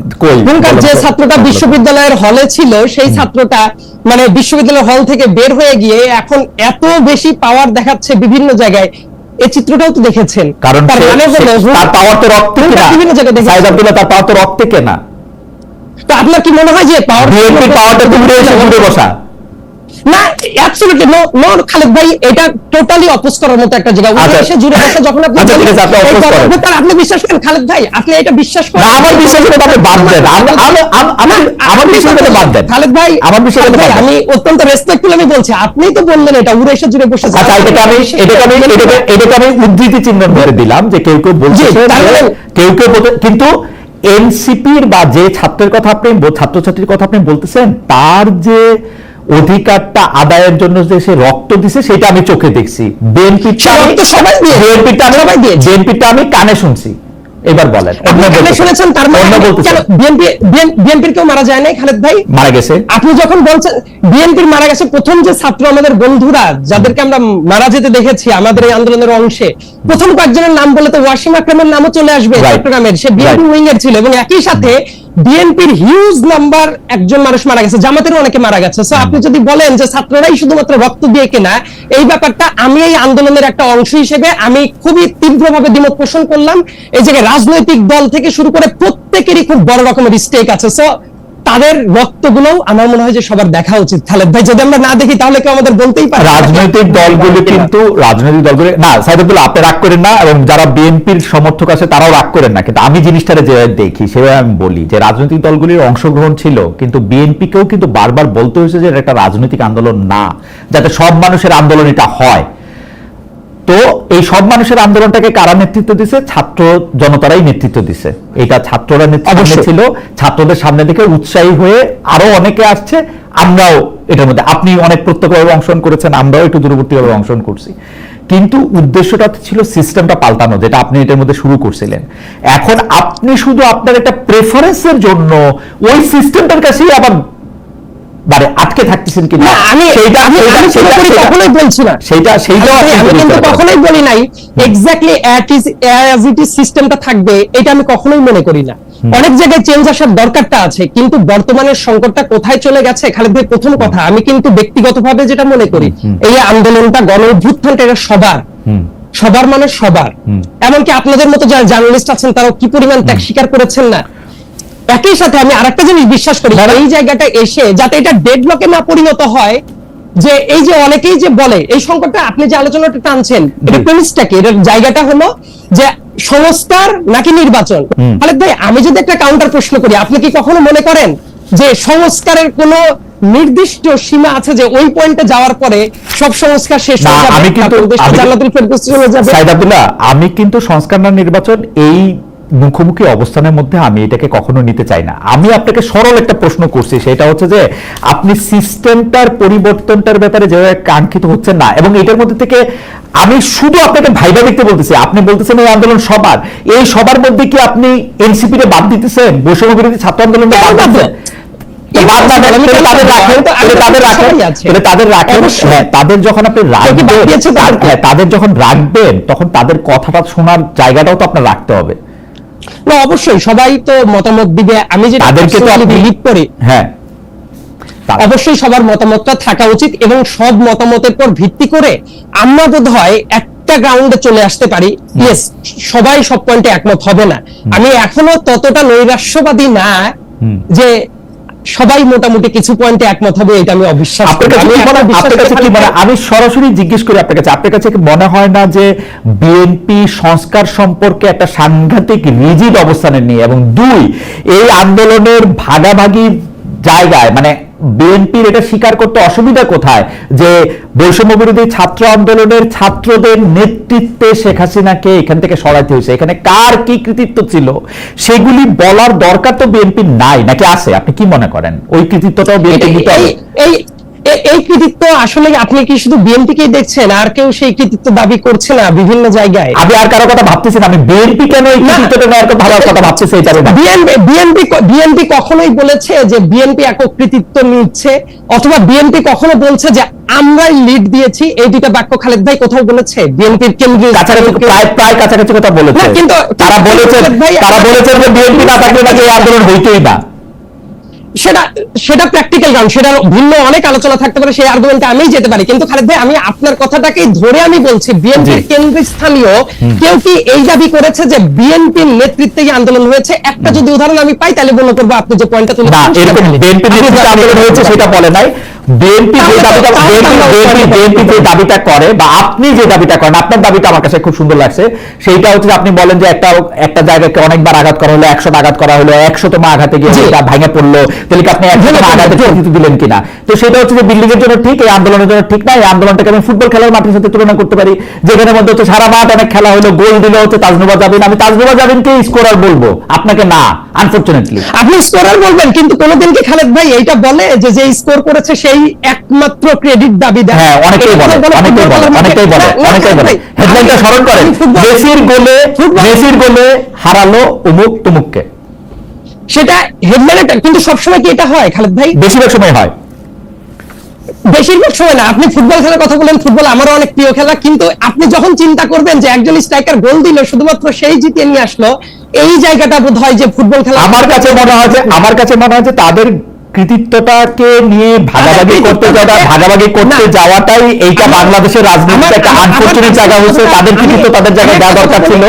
এবং একটা কথা বলি ভাই, আমার পার্সোনাল অপিনিয়নটা বলি, আমার মনে হয় যে তাহলে আপনি একটু খুশি হবেন। জি, যারা আন্দোলন করেছে আমরা তো সবাই সহযোদ্ধা মানুষ, এবং আমি দৃঢ়ভাবে বিশ্বাস করি এই আন্দোলনটা যখন থেকে শুরু হয়েছে, এই যে বৈষম্য বিরোধী ছাত্ররা যারা ছিল তারা নেতৃত্বস্থানীয় জায়গায় ছিল, এইটা কেউ অস্বীকার করা কারোর জন্য কখনোই উচিত হবে না।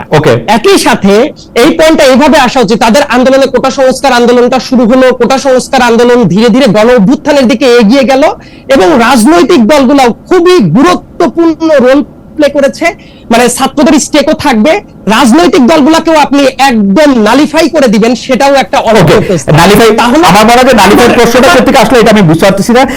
সাইদ আব্দুল্লাহ, আমরা আবার আসলে অনেকেই এই কথাও বলে যে রাজনৈতিক দলগুলো কিছু ছিল না। রাজনৈতিক Yes, দলগুলো এই কথা বহু মানুষ বলে। রাজনৈতিক অবশ্যই দলগুলো বলে। কিছু না।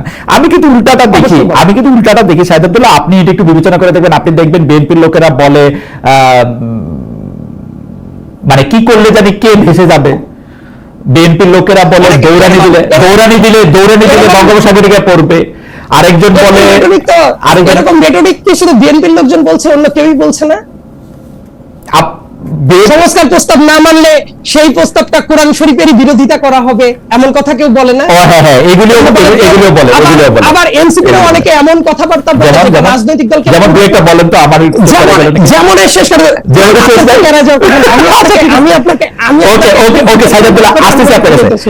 আসতেছি আপনার কাছে। খুবই জমে উঠেছে আলোচনা, খুবই মানে জীবন প্রাণ দিয়ে শাহিদ আব্দুল্লাহ আমাকে বোঝাতে চেষ্টা করছেন। আমি খুবই কি বলবো যে খুবই ছাত্রের মতো বুঝতে চেষ্টা করতেছি, আমি মনোযোগ দিচ্ছি কিন্তু শাহিদ আব্দুল্লাহ, আমি মনোযোগ দিচ্ছি কিন্তু আচ্ছা, আমরা দর্শকদের জানতে চাইছিলাম যে ফেসিবাদ বিরোধী লড়াইয়ে সেনাবাহিনীর স্পষ্ট অবস্থান দেখতে চান এনসিপি নেতা সার্জিস আলম।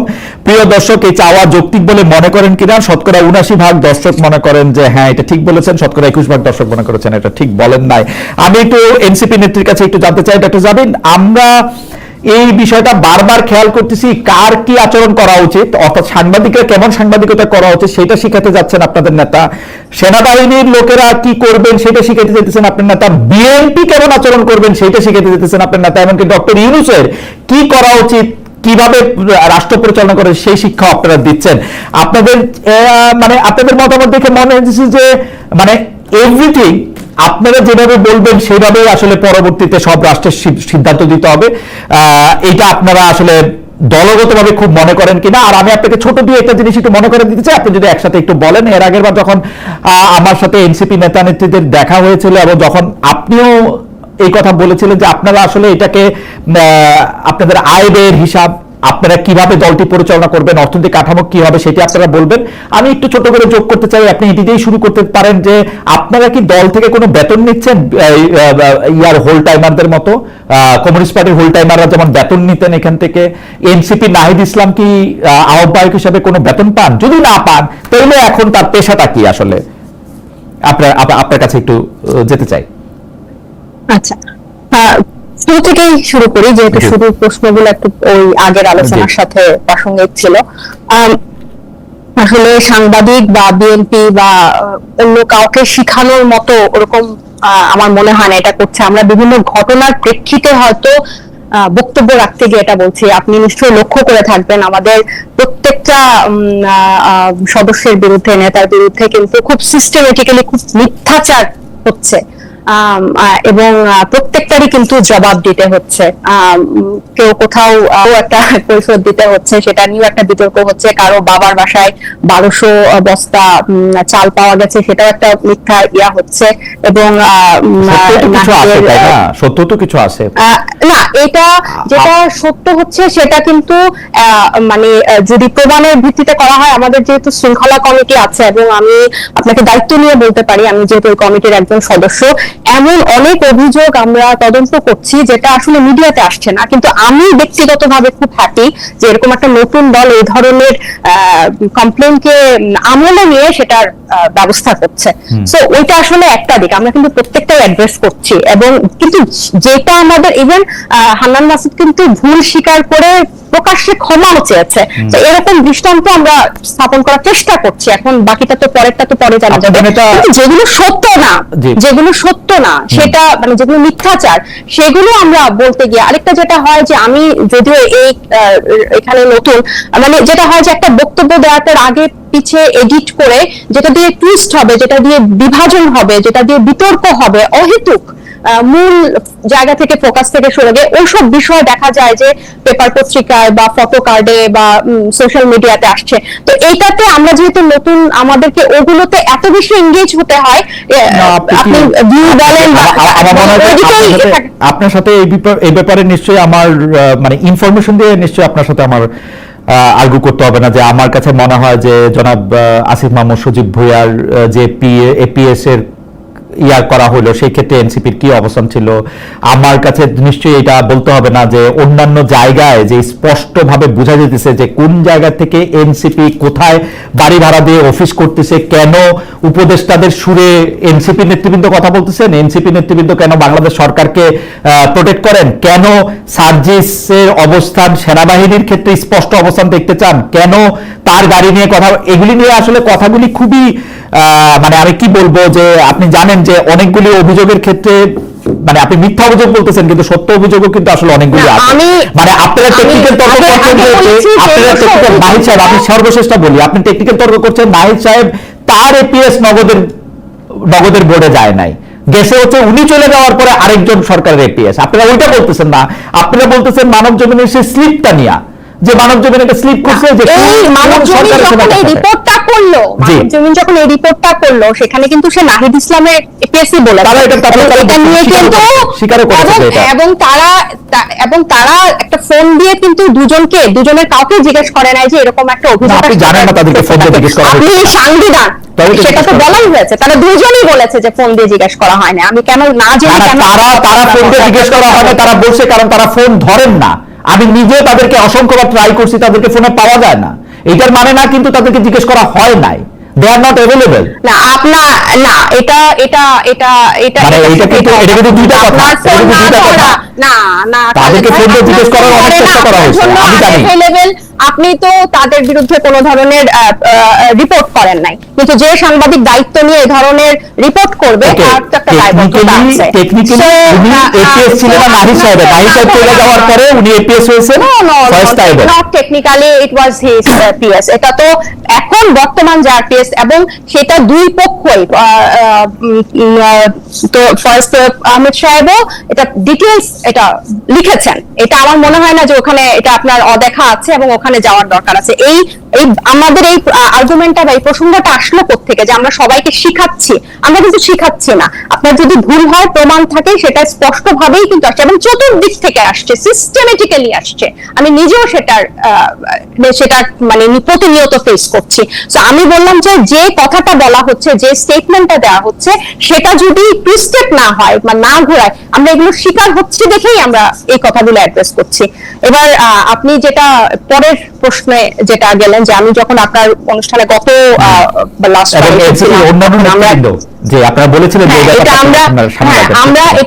এটা আমরা রেগুলার বলছি, এটা অস্বীকার করার উপায় না, যেটা আমাদের যথেষ্ট দেরি হয়ে গেছে, অনেক দেরি হয়েছে। এবং যেহেতু প্রতিদিন দলে এগুলো নিয়ে কথা হচ্ছে, মিটিং এ থাকছি, সো এটা আমি বুঝি যে এটা কতটা একটা জটিল প্রক্রিয়া একটা নতুন দলের জন্য। কারণ এই গঠনতন্ত্র বা ফিনান্সিয়াল পলিসি এটা কিন্তু মানে বেসিক, এটা একদিন দুই দিনের জন্য না, এটা কিন্তু পুরো দীর্ঘমেয়াদী একটা ব্যাপার হবে। এবং এই ক্রাউড ফান্ডিং এর মাধ্যমে যে আমাদের ফিনান্সিয়াল পলিসি এবং এটা ট্রান্সপারেন্ট ওপেন করা একটা ওয়েবসাইটের মাধ্যমে এগুলো ড্রব্যাক গুলো নিয়ে কাজ করাটা, আমি এটা অস্বীকার করবো না যে এটা একটা দীর্ঘসূত্রিতার মধ্যে পড়েছে। কিন্তু দেরিটা আসলে আমি বলবো যে এটা টেকনিক্যাল, কারণ গতকালও আমি সারাদিন হচ্ছে পার্টি অফিসে ছিলাম। এবং টেকনিক্যাল এই কারণে বলবো, যেহেতু আমাদের 217 জন সেন্ট্রাল মেম্বার, বা আপনি বলেন 200টা পরিবার থেকে উঠে এসেছে, 200টা সেক্টর থেকে উঠে এসেছে, এবং আমাদের জেনারেল বডির সবার মতামত এটাতে অনেক বড় একটা প্রাধান্য রাখে। সো দেখা যায় যে কোনো একটা মতের প্রেক্ষিতে এটার ক্ষেত্রে এটা হবে, তখন আরেকবার এটা গঠনতন্ত্র টিম আবার এটা এই প্যানেলের সাথে বসে এটাকে আবার ঠিক করতে হচ্ছে, বা আরেকজনের এইটা এই ফিনান্সিয়াল পলিসিটা মানে একদম আমি বলবো না যে এটা আসলে দায়সারা হয় বলার জন্য যে ফাইনাল টাচ চলছে। আমি বলবো যে এটা সবার সম্মতিক্রমে পাস করানো বা বের করে আনাটাতেই সময়টা লাগছে, এবং এটা খুবই যুক্তিসঙ্গত। কারণ দল থেকে বেতন নিচ্ছেন না, এটা তো এরকম তো হচ্ছে না। ওটা আমাদের ম্যাক্সিমামই হচ্ছে কিন্তু চাকরিজীবী। আমাদের মানে আমাদের মিটিংগুলো হয় রাতে।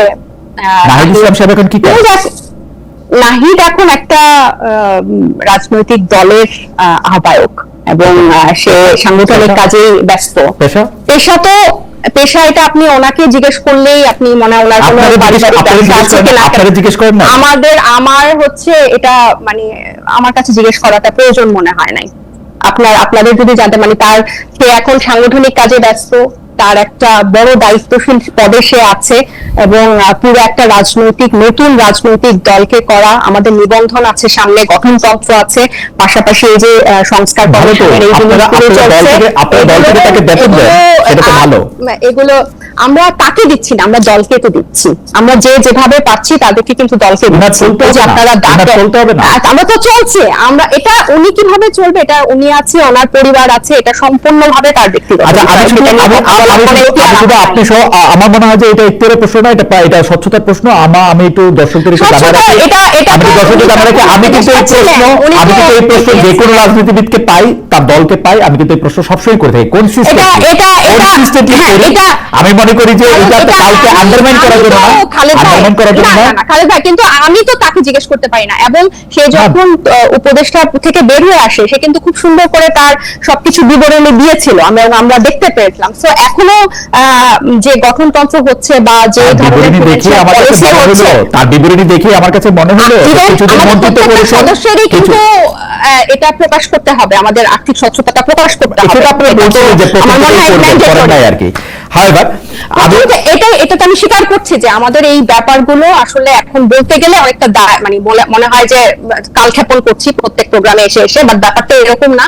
এগুলোতে আমরা কাজ করছি এবং অনেক দূর কাজ এগিয়েছে, গতবারের থেকে এখন অনেক দূর কাজ এগিয়েছে, কিন্তু জিনিসটা ফাইনালি প্রকাশ করার আগে সময় লাগছে, এটা আসলে অস্বীকার করার কোনো উপায় নেই। কিন্তু খালেদ ভাই, আমি এটা বলি যে এই যে ফিনান্সিয়াল ট্রান্সপারেন্সি যদি না থাকে, এনসিপি আসলে দাঁড়াতে পারবে না। এটা আমার ব্যক্তিগত মত। এটা ছাড়া আমি আপনাকে শুধু আরেকটা প্রশ্ন করি, যে সেটা হচ্ছে যে নোবেল পুরস্কার সহ আরো কিছু পুরস্কার যেমন অস্কার, পুলিৎজার, এগুলি পুরস্কারের জন্য করের আওতামুক্ত করা হয়েছে এবার বাজেটে।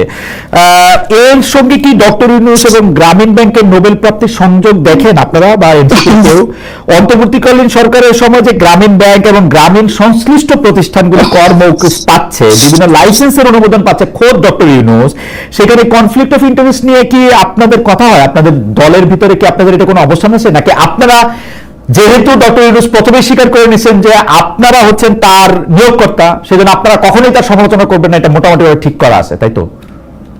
না, এইটার সমালোচনা, এই সংবাদটা যখন আসে তখন আমরা কালকে সবাই মিটিং এ ছিলাম অন্য একটা গুরুত্বপূর্ণ বিষয়ে, কিন্তু ওনার সমালোচনা মনে হয় মানে করি না, এটা আসলে একেবারেই মনে করেন কিনা, মানে গ্রামীণ কারণ হচ্ছে না এগুলো আমি আসলে এগুলো নিয়ে, মানে এটা এতটাই হালকা, পুরো বাজেটের বিষয়টার মধ্যে এটা এতটাই হালকা যে মানে এটা প্রয়োজনীয়তাটা কি বা এটা কোনখান থেকে এই জিনিসটা আসলো, আমি আসলে এটার কোনো ব্যাখ্যা খুঁজে পাই না আর কি। আর এই বাজেটের যে এই অন্তর্বর্তী সরকার এই বাজেটটার জন্য তো জাতীয় ঐক্যমতের দরকার ছিল না, কেন ওনারা পুরনো কাঠামোতে এরকম একটা গতানুগতিক বাজেট দিল? এটার জন্য তো সব রাজনৈতিক পক্ষের সাথে ঐক্যমত, এটা তো ইন্ডিপেন্ডেন্টলি তারা করতে পারতো, কেন তারা এরকম একটা সুযোগ হারালো যে একটা জনমুখী বৈষম্যহীন একটা বাজেট তারা দেশকে উপহার দিতে পারতো, যেটা পরবর্তী সরকার এসে চাপে থাকতো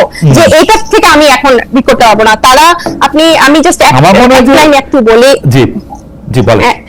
তারা কি এই যে অর্থনৈতিক সংস্কার নিয়ে কিন্তু তাদের কাছে 2টা প্রতিবেদন ছিল, আমরা এগুলো নিয়ে কোনো আলোচনা দেখলাম না, একদম দায়সারা ভাবে যেন বাজেটটাকে অনেকটা ওনই করেন না, আমি এটা আমার ব্যক্তিগত মত যে ওনই করেন না, এমন ভাবে বাজেটটা আসলে প্রদান করা হয়েছে। অর্থনৈতিক সংস্কারের 2টা প্রতিবেদন কিন্তু ছিল, শ্বেতপত্র কমিটি, টাস্কফোর্স কমিটি, এগুলো কোনো কিছু আমরা দেখলাম না, এবং যে প্রবৃদ্ধির হার কমছে, এদিকে জিডিপি শতাংশ 31% মতো দেখাচ্ছে, মানে অসঙ্গতি রেখে বিভিন্ন যে তথ্যপত্র ভিত্তিতে যে বাজেট এগুলো সব পুরনোটাতে রেখে এটার তো সমালোচনা আপনার অনুষ্ঠানের মাধ্যমেই করছি। আমার মনে হয় যে আমি প্রশ্নটাকে আরেকটু সরল করে আপনার সঙ্গে আবার একটু আলোচনা আসবো। আমরা একটু অনুষ্ঠানের টাইমটা আমরা একটু বাড়াতে চাই আজকে, এটা হয়তো একটু বাড়বে, কারণ অনেকগুলি বিষয় নিয়ে আসলে আপনাদের দুজন কথাই একটু বা আমার ইন্টারভেনশনের কারণে একটু হয়তো লম্বা হয়ে গেছে। আমি একটু সাইদ আব্দুল্লাহ আপনার কাছে ফিরতে চাই। সাইদ আব্দুল্লাহ, আমি একটু বাজেটের প্রসঙ্গে আসি, যে বাজেটটা দেওয়া হয়েছে সেই বাজেট আসলে বিএনপি বলি, জামায়াত বলি, এনসিপি বলি, কোনো দলই আসলে সেই প্রশংসা করে নাই। আমরা কিন্তু সব যে সিভিল সোসাইটি বলে আমি যাদেরকে চিনি তাদের কেউ কিন্তু আসলে এই বাজেটটার আসলে খুব ভালো কথা বলছে এরকম না, বরং আমার কাছে মনে হচ্ছে যে আওয়ামী লীগের আমলের ধারাবাহিকতাই এই বাজেটটার মধ্যে এটার মধ্যে বেশি পড়ছে। আপনি কি মনে করেন যে সরকার আসলে ঠিক মতো চিন্তাই করতে পারতেছে না, সরকারের স্বাভাবিক দায়িত্বগুলি পালন করতেছে, সরকারের সবকিছু আপনার কারণে বা আমাদের কারণে বা এনসিপির কারণে, আপনি যাদেরই দায়ী করেন, যে সরকার শুধু একটা ডেটের মধ্যে আটকে থাকতেছে আসলে, আর কিছু বিদেশ ভ্রমণ যে ডিসেম্বর কালকে আমি দেখতেছিলাম 26টা দল ওইখানে আছে, মানে আপনিও নিশ্চয়ই দেখছেন এখন টিভিতে। আমি এখন টিভি নামে একটা টিভি অনেকক্ষণ ধরে দেখাচ্ছিলাম, পুরোটাই প্রায় দেখতে চেষ্টা করতেছিলাম, যে সেটার মধ্যে 26টা দলের মধ্যে অনেকগুলি দল সেটা বলতেছে যে ডিসেম্বরে না কেন, ডিসেম্বরে আগে না কেন, এনসিপি ছাড়া। কেউ কেউ আবার এটা বলতেছে যে ঠিক আছে আপনি ডিসেম্বরে পরে দেন, আপনি একটা ডেট ঘোষণা করে দেন, আপনি এই রহস্যের মধ্যে রাখার মানে কি? মানে আমি কিন্তু মানে এটা আমি একই প্রশ্ন আমি তাজনুভার কাছেও জানতে চাইবো যে ডক্টর জাবিন আপনিও আমাদেরকে একটু বলবেন যে আপনাদেরকে একটু মানে মানে জানতে ইচ্ছে করতেছে না যে কেন এই ডিসেম্বর থেকে জুনের একটা করিডোর রাখা হয়েছে। আপনি আমি একটু বাজেটটা প্রসঙ্গে যদি আগে বলতেন। জি স্যার। না, বাজেটটা প্রসঙ্গে বলবো এবং একই সাথে এটা ইন্টারলিঙ্কড একটা ব্যাপার, মানে আমার পার্সোনাল আন্ডারস্ট্যান্ডিং থেকে বাজেটের কথা যেটা আমার কাছে মনে হচ্ছে, এই বাজেটের ব্যাপারে অন্যান্য রাজনৈতিক দলের বেশ কিছু কমেন্ট আমি দেখলাম যে কেউই আসলে খুব বেশি হ্যাপি না। কিন্তু অ্যাপার্ট ফ্রম দিস থিং, এই বাজেটটা তারা যদি মানে তাদের দৃষ্টিতে যদি অনেক বেশি আধুনিক করার চেষ্টা করতো, সবকিছু করার চেষ্টা করতো, এই জায়গায় কিন্তু অন্য জায়গায় রাজনৈতিক দলের যেভাবে কমেন্ট গুলা ছিল, অন্তত এইটা করার ক্ষেত্রে কিন্তু এই জাতীয় কমেন্টটা ছিল না। এবং আপনি তাহলে বলতে পারেন যে তাহলে এটা কেন হলো না? আমার কাছে মনে হচ্ছে এই সরকার একটা জায়গায় ফোকাস করেছে যে ইলেকশন ডিসেম্বর থেকে জুন, কম সংস্কার চাইলে ডিসেম্বর, বেশি সংস্কার চাইলে জুন। এবং একই সাথে আমি প্রসঙ্গটা আনছি কারণ আমার কাছে মনে হচ্ছে ইন্টারলিঙ্ক।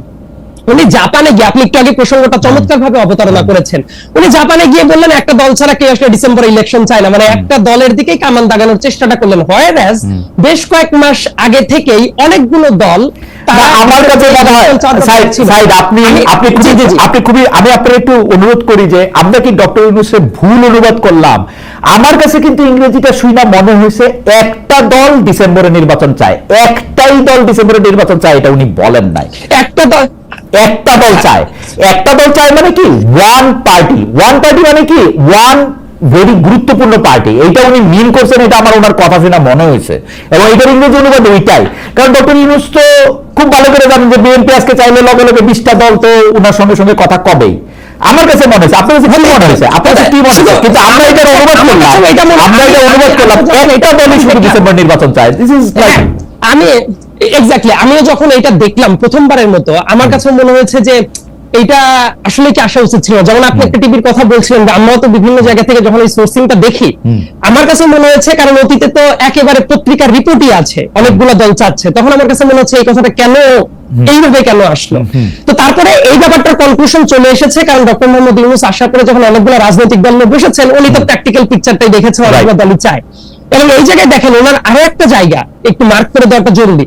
কিছুদিন আগে একটা ইন্টারভিউতে উনি বলেছিলেন মোটামুটি যে ডিসেম্বর হলে কম্প্রোমাইজড হয়ে যাওয়ার একটা সম্ভাবনা আছে ইলেকশন, এইটাই তো একটা তার নোশনটা ছিল, আপনি মনে করতে পারেন হয়তো বা।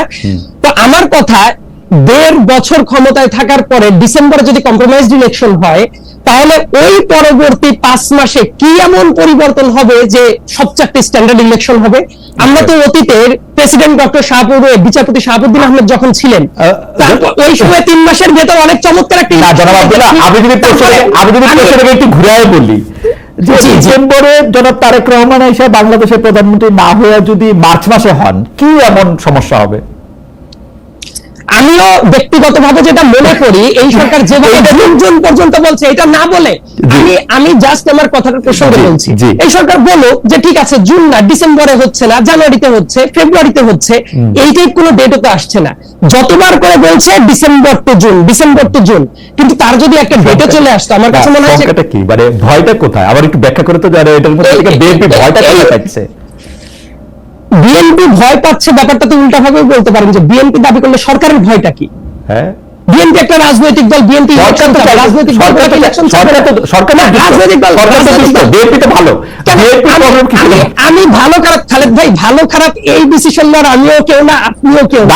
আমি ওই আলোচনা না যাই, রাদার আমি বলি ব্যাপারটা হলো আপনি যে প্রশ্নটা করলেন সরকার কিসের এত ভয় পায়, এটাও তো তাহলে একই সাথে আলোচনা হওয়া দরকার। তাই সরকারের এত ভয় কিসের? আসেন আমরা ভালো মানুষের মতো সরকার যেটা ভয় পাইতেছে সেটা আমরা মাইনা নেই, যে সরকার ভয় পাইতেছে এটা কম্প্রোমাইজড হবে, এইটাই ভয়। সরকার তাহলে কি সংস্কার করলো? তারা জাতির এত রাস্তাঘাটে এত বেশি চাঁদাবাজি করছে, এত ব্যস্ত রাখছে সরকার কোনো সংস্কার করতে পারে না। আপনি এটা মনে করেন? আমি প্রশ্নটা করতেছি, আমার মনে করেন ওটা বাদ দেন আপনি। আচ্ছা, তার মানে এই যে এই জাতীয় ধারণা, তো ধরেন একজন চাঁদাবাজি করলো, আমি দেখতে চাই তাকে নিয়ে যে পুলিশ স্টেট ফরওয়ার্ড গ্রেপ্তার করে নিয়ে চলে যাক। এটা তো সরকারের কাজ রে ভাই। সরকার এখন দেখেন সিনারিওটা আমি বলি, সরকার ব্যর্থতার দায়ভার কিভাবে চাপায় এই উদাহরণটা আমি দিব খালেদ ভাই। আমার মনে হয় যে একটু যদি ফ্রিলি আমি বলতে পারি, সুস্পষ্ট একটা উদাহরণ। সাবেক রাষ্ট্রপতি আব্দুল হামিদ যখন এয়ারপোর্ট দিয়ে চলে গেল, অ্যাজ ইফ সরকারের কেউই জানতো না, কিন্তু পরবর্তীতে বিভিন্ন ডকুমেন্ট নিয়ে খুবই ক্লিয়ারলি দেখা গেল যে ওই জায়গায় বর্তমানে এসবি ডিআইজি ইমিগ্রেশনের দায়িত্বে যিনি আছেন এবং এসবি চিফের যারা দায়িত্ব আছেন তাদের প্রত্যক্ষ পারমিশনের ভিত্তিতে তারা এয়ারপোর্ট ছেড়েছেন এবং ভিআইপি ট্রিটমেন্টেই আব্দুল হামিদ এয়ারপোর্টটা ছেড়েছেন। স্বরাষ্ট্রমন্ত্রী বলেছিলেন বড় গলায় যে এটা তদন্ত করে যদি না বের করতে পারেন পদত্যাগ করবেন, কমিটিও খুলে দিয়েছিলেন। তার পদত্যাগ করা উচিত, এটার সাথে একমত, এবং স্বরাষ্ট্রমন্ত্রী সরকার প্রধানের দিকে আঙ্গুল তোলা না, শেষ হয় নাই, আমি আসছি। দেখেন ঠিক এইটার জন্য পরবর্তীতে একজন নায়িকা নুসরাত ফারিয়া, ওই নুসরাত ফারিয়া ভালো কি খারাপ কি অমুক তমুক আমি এই আলাপে যাচ্ছি না, কিন্তু উনাকে এয়ারপোর্ট থেকে যেতে দেওয়া হলো না, গ্রেপ্তার করে নিয়ে যাওয়া হলো। তার পরবর্তীতে তাকে যে মামলা গ্রেপ্তার দেখানো হয়েছিল, মানে 300 আমি আসছি ওই পয়েন্টে আমি আসছি। তারপরে স্বরাষ্ট্র উপদেষ্টা কি বক্তব্য দিলেন যে ছেড়ে যদি দিতাম তাহলে তো বলতেন ছেড়ে দিলাম কেন। উনি তো শপথ নিয়েছিলেন আবেগ বিরাগের মানে বশবর্তী হইয়া উনি কাজ করবেন না। তার মানে উনি কি এই জায়গায় আবেগ বিরাগের বশবর্তী হইয়া আব্দুল হামিদ যে চলে গেছে এই ব্যর্থতা ঢাকার জন্য আর একজনকে নিয়ে এসে এই যে কাজটা করছে, তার মানে সরকার কিভাবে ব্যর্থ হচ্ছে এইটাকে, এটা কি রাজনৈতিক দলের? আপনি যে বললেন একটু আগে যে বিএনপির জন্য কোনো কাজ করতে পারছে না, এই জায়গায় বিএনপির ইম্প্যাক্টটা কোথায় ছিল যে কারণে এত বড় একটা ব্লান্ডার করে? এই জায়গায় ছিল না, নানা জায়গায় ছিল, আর এরকম আরো বহু জায়গা আছে। আপনি দেখেন মাঠ আপনি মাঠ খোঁজ নেন। আমি তো বাংলাদেশের সাথে কানেক্টেড থাকি, মাঠ পর্যায়ে কিন্তু প্রতিটা ক্ষেত্রে, প্রতিটা থানায়, প্রতিটা উপজেলায়, প্রতিটা টেন্ডার ভাগিতে, প্রতিটা মানে আপনারে বিএনপির লোক কইব যে ওর সাথে আপনি আসেন আমি নেগোসিয়েশন করে দিচ্ছি। থানা দিয়ে আপনি কি করবেন বা আমার সাথে নেগোসিয়েশন করবেন না, মামলাগুলো আমি আপনার এগেইনস্টে দিব, আপনি খোঁজ নিয়ে দেখেন সাহেব।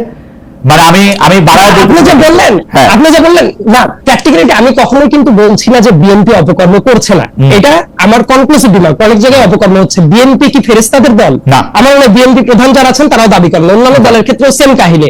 এই যে ছোট্ট একটা দল এনসিপি, এই এনসিপি তো থানায় কেউ গ্রেপ্তার করলে তারা গিয়ে সারানোর জন্য চলে যায়, জামাতেরও অনেক জায়গায় হচ্ছে। তার মানে এটা বাংলাদেশেরই পিকচার। এবং আমি কিন্তু কখনোই বলছি না যে এই দলটা কোনো অপকর্ম করছে না, আমি কি বলছি খালেদ ভাই? তার মানে আমার আর আপনার মতামতের জায়গায় পার্থক্য নেই। আমি যেটা বলার চেষ্টা করছি, প্রত্যেকটা ব্যর্থতার জায়গা রাজনৈতিক দলের পর যখন কামান দাগাবে, এর মিনিংটা হইল এই সরকার নিজেও অনেক জায়গায় বড় বড় ব্যর্থতা স্বীকার করে নিচ্ছে। এইবার আমি আসি বাজেটের ব্যাপারটা নিয়ে, একটু দ্রুত বাজেটের ব্যাপারটা শেষ করে দেন। জি। তার মানে দেখেন সরকার যদি এই জায়গায় অনেক ধরনের কাজ করতে, কালো টাকা সাদা করার যে পদক্ষেপ বা বিভিন্ন জায়গায়, এটা নিয়েও কেউ কথা তুলছে। ওই যে আপনি পুরস্কারগুলো নিয়ে কথাই বলছেন, ডক্টর মোহাম্মদ ইউনূসের কথা বলেছেন, তারও দুই একটা রেফারেন্স আছে। এই সরকারের উপদেষ্টা মন্ডলীর ভিতরে এমনও আছেন রাবেন মাকসাসাই অ্যাওয়ার্ডও তারা পেয়েছে। তো ওই যে 9টা অ্যাওয়ার্ডের কথা বলছেন, তার ভিতরে কিন্তু অন্য আরো কয়েকজন আছেন। সো বিভিন্ন জিনিস যেটা আমার কাছে আইন কি বলে, একটু ছোট করে জানেন আইন কি বলে, যখন এই আইন ছিল না তখন আমি কর দিয়েছি, পরে আইন হয়েছে, তারপরে কি আমার ভূতপূর্ব পুরস্কারের কর মাফ হয়ে যাবে? এটা তো সম্ভব না। না, এটা হওয়ার কথা আমার যাদেরকে তো এটা বাইরেই রাখা, আমি এটাই বলছি। কিন্তু ভবিষ্যতেও এই কাজটা আপনি যেহেতু ভবিষ্যতে নোবেল আর যে পাবে আপনি ছাড়া, তাও দেরি হবে তো। না সালেক ভাই, আমার মনে হয় যে বাংলাদেশকে যদি নোবেলটা আপনি হতে বললেন, আমি একদমই যোগ্য মানুষটা আপনি পেয়ে যেতে পারেন। আমি পুলিশের পুরস্কার ডেফিনেটলি আপনার পাওয়া উচিত। ওকে দাঁড়া, সেই জন্য আমি বলতেছি যে এটা পুরোটাই যে কনফ্লিক্ট অফ ইন্টারেস্ট বলে ডক্টর মোহাম্মদ ইউনূসের উপরে চাপানো হচ্ছে। ডক্টর মোহাম্মদ ইউনূসের তো যে কর উনি দিয়ে দিয়েছেন সেটা দিয়ে দিয়েছেন, এবং ম্যাক্সেসাইজ যে আমি কনফ্লিক্ট অফ ইন্টারেস্ট না, রাদার আমি এই পয়েন্টে যে পয়েন্টটা মেক করতে চাচ্ছিলাম খালেদ ভাই, সেটা হলো এই অপ্রয়োজনীয় জিনিস এই মুহূর্তে হয়তোবা দরকার ছিল না, রাদার যে জায়গাগুলো দরকার করার কথা ছিল এখন বলতে পারেন যে তারা অন্তর্বর্তীকালীন একটা সময়ের ভেতরে এইটাই দামাদন যে থাকবে, এটা হলো প্র্যাকটিক্যাল গ্রাউন্ডের ব্যাপার। এবং এই কারণে অন্য কোন ইলেক্টেড গভর্নমেন্ট আসলে বাজেটটা নিয়ে যে পরিমাণ মানে চার সাইডে হাইপ থাকে, আলাপ আলোচনা থাকে, এবার দেখবেন আলাপ আলোচনাটা কম, কারণ এই অন্তর্বর্তীকালীন সরকারের বাজেটের যে প্ল্যানটা, আমার কাছে মনে হচ্ছে সবাই ওইটাই ধরে নিচ্ছে অন্তর্বর্তীকালীন সরকারের জন্য এই পুরো ইস্যুটা ম্যানেজ করা হয়তো ইলেক্টেড গভর্নমেন্টের যে হিউজ স্কেলে করে সেটা সম্ভব না, এই জন্য এই জায়গায় ফোকাসটাও কম আছে। না, থ্যাংক ইউ। আমার দুইটা প্রশ্ন নিয়ে আমি ডক্টর জাবিন আপনার কাছে আসতে চাই, যেহেতু সরকারের মানে সরকারের সাথে আমি এনসিপির মানে সম্পর্কের ম্যাট্রিক্সটা একটু আমি ধরতে চেষ্টা করতেছি, আমি না বাকি অনেকেই ধরতে চেষ্টা করতেছে। আমি এইটা বলি যে বিগত সরকারের আমরা অনেক কঠোর সমালোচনা করছি, এখনো করতেছি, সেটা হচ্ছে ভারতের সঙ্গে বাংলাদেশের যে পলিসি ছিল সেই পলিসির কঠোর সমালোচনা। কিন্তু আমরা দেখতেছি যে ভারত আজকে ইচ্ছে হইতেছে, কালকে ট্রান্সশিপমেন্ট বাতিল করে দিচ্ছে, পরশু ভিসা নেওয়া কঠিন করে দিচ্ছে, কিন্তু বাংলাদেশের যে ভারতের সঙ্গে চুক্তি আছে, যেগুলি আমরা বলে আসছি এতদিন ধরে যে ভারতের ফরে চুক্তি, সেই চুক্তিগুলি প্রকাশ্যে আনার দাবি আমরা করতেছিলাম, সেই দাবি এনসিপি করতেছে কিনা, এবং ভারতের সাথে সেই চুক্তিগুলি বাতিল করার জন্য ডক্টর ইউনূসের উপর চাপ সৃষ্টি করতেছে কিনা। ডক্টর ইউনূস লিপ সার্ভিস দিচ্ছেন, তিনি ভারতের বিরুদ্ধে অনেক কাজ করতেছেন, কিন্তু আমরা একটা প্র্যাকটিক্যাল কাজ আমরা দেখি নাই যেটা ভারতের স্বার্থের বিরুদ্ধে গেছে। আই রিপিট, একটা দেখি নাই। আপনারা এনসিপি এটাকে কিভাবে দেখেন ভারত বাংলাদেশ সম্পর্কের ক্ষেত্রে ডক্টর ইউনূসের সরকার? এটা নিয়ে আসলে চুক্তির থেকেও বড় যে বিষয়টা আমি এখন আপনাকে একটু দেখি যে এই বিভিন্ন বর্ডার দিয়ে পুরো দেশে, আমাদের দেশে যে বিভিন্ন বর্ডার আছে, আজকের নিউজ আপনাকে আমি বলছি যে প্রায় 2000-এর মতো পুশিং হয়েছে, এবং পররাষ্ট্র উপদেষ্টাকে আমি দেখলাম যে অনেকটা উনি সারেন্ডার, যে দিল্লিকে চিঠি দিবেন এবং এই পুশিং ঠেকানো যাচ্ছে না। এই যে পুরো বর্ডার দিয়ে যে প্রতিদিন ভারতীয় অবৈধ ভারতীয়দেরকে যে ঠেলে ঢুকানো হচ্ছে, এটার ব্যাপারে আমি কোনো ধরনের এখন পর্যন্ত কোনো রাষ্ট্রীয় বিবৃতি বা কোনো স্টেটমেন্ট বা কোনো ধরনের স্টেপ আমি কিন্তু এখনো দেখি নাই। সো এটার একটা বড় সমালোচনার জায়গা এবং বড় একটা দুশ্চিন্তার জায়গা। আর এই চুক্তি বা এই বিষয়গুলো নিয়ে আমরা বা আমাদের এই গণ অভ্যুত্থানের পরে যে আধিপত্যবাদ বিরোধী যে আমাদের একটা অবস্থান, এটা আমরা একদম শুরু থেকে আমরা কিন্তু জানিয়ে আসছি। এবং আপনারা যখন জানিয়ে আসছেন তখন গত সরকারের সমালোচনা করতেছেন, কিন্তু আমি কিন্তু এনসিপির কাছে মাধ্যমে এই দাবি জানাতে চাই যে গত সরকারের সম্পাদিত চুক্তিগুলি ডক্টর ইউনূস সামনে আনুক, এবং তারা কেন এটা বাতিল করতেছে না, এই সরকার এটা জবাব দিক। না, সেটা এই চুক্তিগুলো সামনে আনার কথা বা দাবি, এটা আমি জানি না আপনি মিস করেছেন কিনা, এটা আমরা আমাদের বিভিন্ন জনের বক্তব্যে, আমাদের কথাবার্তায় সবসময় ছিল। যেহেতু বর্তমানে সংস্কার এবং নির্বাচন এবং এই কেন্দ্রিক আলোচনা রাজনৈতিক প্রাঙ্গণে বেশি হচ্ছে, হয়তো এর মধ্যে আপনি শোনেন নাই, কিন্তু এগুলো কিন্তু আমরা এনসিপি না, তার আগে থেকেই 5th আগস্টের পর থেকেই আমরা যেই প্ল্যাটফর্মে সংগঠিত হচ্ছিলাম, নাগরিক কমিটি, এরপরে এনসিপি, আমরা সবসময় এই চুক্তিগুলোর কথা কি আছে এগুলো আপনারা কিন্তু বলেছেন যে গত সরকার অনেকগুলি চুক্তি এরকম করেছে, কিন্তু এই সরকার যে এগুলিকে বাতিল করতেছে না, এরকম কথা আপনারা বলছেন, আমি আসলেই শুনি নাই। আসলে খালেদ ভাই, এই আপনার গত প্রোগ্রামের পরে, আপনার গত প্রোগ্রামটা আমি দেখছিলাম, এটার পরে এই চুক্তির প্রসঙ্গটা আসলে একটু আলোচনায় আসে বা আপনার মাধ্যমে। তো এটার আমি তো ডিটেইলস এটা কেন সরকার করছে না, আমি সরকারের কেউ না যে আমি এটা আপনাকে বলে দিতে পারবো, কিন্তু এই দাবিটা আমরাও তুলে দিচ্ছি। আপনারা দাবি করতেছেন, অবশ্যই অনেক ধন্যবাদ আপনাদের। আমি পরের যে প্রশ্নটা করতে চাই যে সম্প্রতি আপনি ঢাকা মানে সরকার ঢাকা বিশ্ববিদ্যালয়ে ভর্তির ক্ষেত্রে জুলাই আন্দোলনে নিহত আহত পরিবারের জন্য কোটা রাখায় আপনি এটার সমালোচনা করেছেন। এখন প্রস্তাবিত বাজেটে আমরা দেখছি আয়কর মুকুব সংক্রান্ত সুবিধা পাবেন যুদ্ধাহত মুক্তিযোদ্ধাদের পাশাপাশি জুলাই যোদ্ধারাও। এই বিষয়টা আপনি কিভাবে দেখেন? কোটার বিরুদ্ধে যে আন্দোলন, তাতে সাফল্য আসার পরে নতুন এক ধরনের কোটা, সেটাকে কিভাবে দেখছেন? আপনাদের এনসিপির এইটাতে আসলে মন্তব্য কি?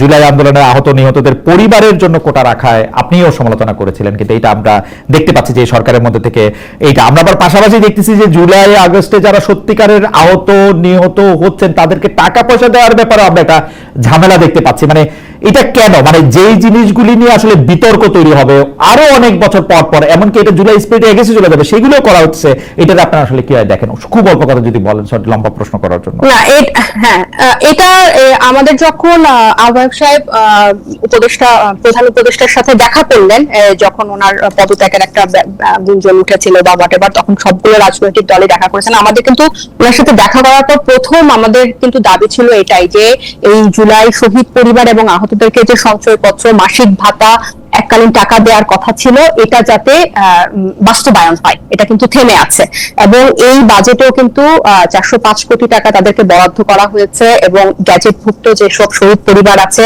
আহত যারা আছে 12,000-এর মতো, তাদেরকে ফ্ল্যাট দেওয়ার কথাও বলা হয়েছে। এবং এই যে জুলাই আহত বা শহীদ, এরা কিন্তু বেশিরভাগই হচ্ছে তরুণ এবং ছাত্ররাই, এবং তাদের ভবিষ্যৎ অনেকের কিন্তু একেবারেই কর্মক্ষমতা চলে গেছে বা আংশিক আছে। তো এই ব্যাপারটাকে, তাদেরকে সাহায্য করার ব্যাপারটাকে অবশ্যই আমরা সাধুবাদ জানাই, কারণ দীর্ঘ একটা স্বৈর শাসকের পতন হয়েছে বা বাংলাদেশ মুক্তি পেয়েছে এদের বিনিময়। তো এটাকে অবশ্যই আমাদেরকে অ্যাকনলেজ করতে হবে। আমরা এনসিপিও এই গণ অভ্যুত্থানের পরবর্তী এই স্পিরিট ধারণ করে করা একটা দল, আমরা তো অবশ্যই এটাকে সাধুবাদ জানাবো। এবং পাশাপাশি এই বাজেটে যেগুলো বরাদ্দ করা হয়েছে, মাসিক ভাতা, সঞ্চয়পত্র, ফ্ল্যাট, যেটাই হয় সেটা যাতে অবশ্যই বাস্তবায়ন হয়, সেটা যাতে এই রয়ে না যায় আর কি, যে জাস্ট বাজেটের মধ্যে সীমিত না থাকে। ঠিক আছে, আমি শেষ প্রশ্ন আপনাকে করছি। এই প্রশ্নটি আসলে আপনাকে এটি একটি বোনাস প্রশ্ন, এবং যেটি আসলে সাইদ আব্দুল্লাহ আপনিও এটি জবাব দেবেন, আপনারা 1 মিনিট করে সময়। সেটি হচ্ছে, সম্প্রতি জামায়াত নেতা এটিএম আজহারুল ইসলাম যুদ্ধাপরাধ মামলা থেকে বেকসুর খালাস ও মুক্তি পেয়েছেন। এতে উচ্ছ্বসিত জামাত শিবির, আপনাদের কোনো কোনো নেতাও আসলে উৎসাহিত, মানে উৎফুল্ল, সরকারের উপদেষ্টারাও এদের মধ্যে থেকে কেউ কেউ আছেন যেতে খুবই উৎফুল্ল। এই রায়ের প্রতিবাদে যারাই কর্মসূচি পালন করতে গেছে তাদের উপর হামলা করেছে কোথাও কোথাও জামাত শিবির, এরকম খবর আমরা পড়েছি। এই বিষয়টি এনসিপি আসলে কিভাবে দেখেছে? মানে এটি কি হামলার খবরটি ভুয়া বা হামলা আসলেই করেছে? এনসিপি এটি নিয়ে আলোচনা করেছে কিনা যদি ছোট করে বলেন, এবং সাইদ আব্দুল্লাহর কাছ থেকে এটা আমি ছোট করে 1 মিনিট। এটা কেউ যদি এটার পার্সোনাল ওপিনিয়ন দিয়ে থাকে, মানে এটার রায়টাকে নিয়ে, এটা তার ব্যাপার, কিন্তু এইটার মানে বিচারিক প্রক্রিয়াটা ত্রুটিপূর্ণ ছিল। এই ট্রাইব্যুনালটাকে দলীয়করণ করার কারণে, রাজনীতিকরণ করার কারণে, এটা ত্রুটিপূর্ণ কারণে এটা তার এই রায়টা হয়েছে। কিন্তু তার মানে এই না যে যারা স্বাধীনতা বিরোধী ছিল, গণহত্যাকারীর সহযোগী ছিল, সেটা এটা দিয়ে আড়াল করা যায়। মানে রায়ের প্রতিবাদে যারা কর্মসূচি পালন করেছে তাদের উপর হামলাটাকে এনসিপি কিভাবে দেখে? হামলা তো খালেদ ভাই, আমি যদি আসলে মানে কোনো হামলা, সহিংসতা আমি পুরো অনুষ্ঠানে বলার সুযোগ পেলাম না। প্রায় একটা গ্রাফ দেখছিলাম আপনার অনুষ্ঠানে বসার আগে, প্রায় 618টা সহিংসতা, 93 জন খুন একটা বড় রাজনৈতিক দলের হয়েছে, একটা গ্রাফ দেখছিলাম, এনসিপি, বিএনপি, জামাত। তো কোন সহিংসতাই আসলে কাম্য না এবং মারামারি কাম্য না, কারণ সেটা এই যে দ্বিমত পোষণ বা অন্য মত বা ভিন্ন মতের কে দমন করা, বিরোধীকে দমন করা, এই কালচারটা থেকেই আসলে আমরা মুক্তি পেতে চাই। এবং এটাকে পুঁজি করেই কিন্তু, এগুলাকে বন্ধ করে, মারধর করে কিন্তু হাসিনা ওকে, আমরা এই প্রসঙ্গে একটু জনাব সাইদ আব্দুল্লাহ আপনাকে শুনতে চাই। এটি শেষ প্রসঙ্গ, আপনি যদি এক মিনিট বলেন। জি, আমার কাছে মনে হয় ক্রিমিনাল মামলার যে কোনো হিসাবটাই হলো যে আপনার বিয়ন্ড রিজনেবল ডাউট প্রুভ করতে হয়। হাসিনার সময় এই বিচারগুলো যেটা হয়েছিল খালেদ ভাই, যে প্রসিডিউরাল এরর ছিল, মানে গায়ের জোরে প্রসিডিউরাল এরর করে রাখার কারণে মামলাগুলো আলটিমেটলি যে ফলাফল হওয়ার সেটাই হয়। আমি এইটার প্রসঙ্গেই বলছি, এই জুলাই গণ অভ্যুত্থানের পরবর্তীতে মামলাগুলা যেভাবে হচ্ছে বিভিন্ন জায়গায়, এই জায়গায় অনেক প্রসিডিউরাল ত্রুটি হবে বলেই আমার একটা অনুমান। এই জায়গা থেকে শিক্ষা নিয়ে আমাদের যেটা করা উচিত, অফেন্স যেটা হচ্ছে, অফেন্সকে বিয়ন্ড রিজনেবল ডাউট যদি প্রুভ করতে হয়, মামলা যেন ভাবে করে দেওয়া, যেন ভাবে জোর করে এই শাস্তিটাই দিতে হবে, ওইটা করতে গিয়ে প্রসিডিউরাল এরর করা, এই জায়গাটা করা উচিত না। যেটা 2013 সালের রায় বলেন, সময় বলেন, এগুলো হয়েছিল। অফেন্স কি সেটা আলাদা ব্যাপার, রায়ের তো প্রসিডিউরাল ব্যাপারটা আলাদা। দুই নম্বর ব্যাপার হলো এটাকে কেন্দ্র করে কেউ যদি প্রতিবাদ করে, তাদের যদি এইভাবে হামলার শিকার হইতে হয়, কোনো কিছু করতে হয়, এটা দুর্ভাগ্যজনক। এটা প্রত্যেকটা রাজনৈতিক দলের ক্ষেত্রে আমি যেটা মনে করি, বিএনপি, জামাত, এনসিপি, বাম, ডান সবার জন্য সামনের দিনের বাংলাদেশে এই হাতাহাতি, মারামারি, কেউ একটা মতামত দিল তাকে যে মারতে হবে, ধরতে হবে, এইটা থাকা উচিত না। আমি 1 মিনিট সময় নিয়েছিলাম জাস্ট একটা প্রসঙ্গ, আমি মনে করেছিলাম যে আপনি ওই যে আর্টিকেল 17 যখন কথা বলছিলেন, আবার আপনি ব্যাক করতে চেয়েছিলেন, যেহেতু শেষই হয়ে যাচ্ছে, জাস্ট আমি একটা কথা বলে শেষ করে দেই। ওই জায়গার ক্ষেত্রে যে সব আইনে যে মত প্রকাশ করার জায়গায় থাকলো না, ব্যাপারটা তো এইরকম না। লাইক এমন হতে পারে যে ধর্ষণের সর্বোচ্চ শাস্তি মৃত্যুদণ্ড নাকি যাবজ্জীবন কারাদণ্ড, এইটা নিয়ে আমাদের সংসদে একটা প্রাণবন্ত ডিবেট হইতেই পারে। সেই ক্ষেত্রে মেম্বার অফ পার্লামেন্ট যারা আছে প্রাণ খুলে কথা বলতেই পারে। একটা সময় ছিল যে রাজনৈতিক দল একটা স্ট্যান্ড নিয়ে নিল যে রাজনৈতিক দল এই আইনটা করতে চাচ্ছে যে ধর্ষণের সাজা মৃত্যুদণ্ডই হবে। আর্টিকেল 70 এখন যে অবস্থা আছে সেই অবস্থায় এটা আলোচনা হতে বাধা নাই। আমি ওইটাই, আপনি যেভাবে বলছিলেন যে আসলে কোনো কিছুই করা সম্ভব না, আমি ওইটাই বলছি। এটা আমার কাছে কোনো কিছু মিন করে না, এটা আমার কাছে কেন মিন করে না, আপনি যখন এর ভিতর থেকে আসলে এটা আইন করবেন, আপনি ভোটটা দিতে পারবেন আইনের পক্ষে বা বিপক্ষে, আপনি কথাই কইতে পারবেন, শুধু আপনি দাঁড়ায়া সুন্দর সুন্দর করে কথা কইতে পারবেন। অথবা ওই যে আমি মমতাজ, আমার প্রিয় শিল্পী, তার গানের কথা কইতেছিলাম, ওই গান আপনি গানটাই গাইতে পারবেন, আর কিছু করতে পারবেন না। আমি মনে করি বাংলাদেশের সংবিধানে যদি প্রথম পরিবর্তনটা করতে হয় সেটা হচ্ছে আর্টিকেল 70 রিপিল করা এবং কোন বাংলাদেশের, আমিও মনে করি এইটা ব্যাপকভাবে সংশোধন করা উচিত। এটা আমি নতুন এইটা পুরোপুরি বাদ দিলে এই সাবকন্টিনেন্টাল ভিউয়ে মানসিকতার ভিউ যে সাবকন্টিনেন্টাল মানুষরা আলাদা রকম মানুষ। খালেদ ভাই, বাংলাদেশের বাস্তবতাটাকে আমরা যদি না বুঝি, আপনি বাংলাদেশের বাস্তবতা, বাংলাদেশের বাস্তবতা প্রত্যেকেই খালেদ ভাই, এই জায়গায় পাকিস্তানের মতো তো একটা সরকার যদি 5 বছর ধরে ফাংশন না করতে পারে, সেই বাস্তবতা আমাদের এই সাবকন্টিনেন্টে আছে। এইটার যে কেন একটা রেস্ট্রিকশন দেওয়া হয়, এটার প্র্যাকটিক্যাল গ্রাউন্ডটা আছে। এবং আমার ব্যক্তিগত অভিমত হলো এই পার্টিকুলার জায়গাগুলো বাদ দিয়ে এটা আছে। আমার মনে হয় যে আমরা একটু আর্লি ঈদ মোবারক জানিয়ে দর্শকদের এবং আপনাদের দুজনকে অনেক অনেক অনেক ধন্যবাদ জানিয়ে, যে কারণ আপনারা খুবই প্রাণবন্ত ভাবে অনেকগুলি আলোচনায়, মানে অনেকগুলি বিষয়ের আলোচনা আপনারা অংশ নিয়েছেন। দর্শক, আমরা আসলে ঈদের এই সময়টাতে 5 আর 6 তারিখে যে আমাদের দুটি অনুষ্ঠান হওয়ার কথা ছিল, সেগুলি আমরা ঈদের জন্য আমরা একটু বন্ধ রাখবো। আর পরে নিশ্চয়ই আপনাদের সঙ্গে দেখা হবে। সেই পর্যন্ত আপনারা ঈদ উদযাপন করেন এবং আপনাদের দুজনকে আমরা অনেক অনেক অনেক ধন্যবাদ জানিয়ে আজকের মতো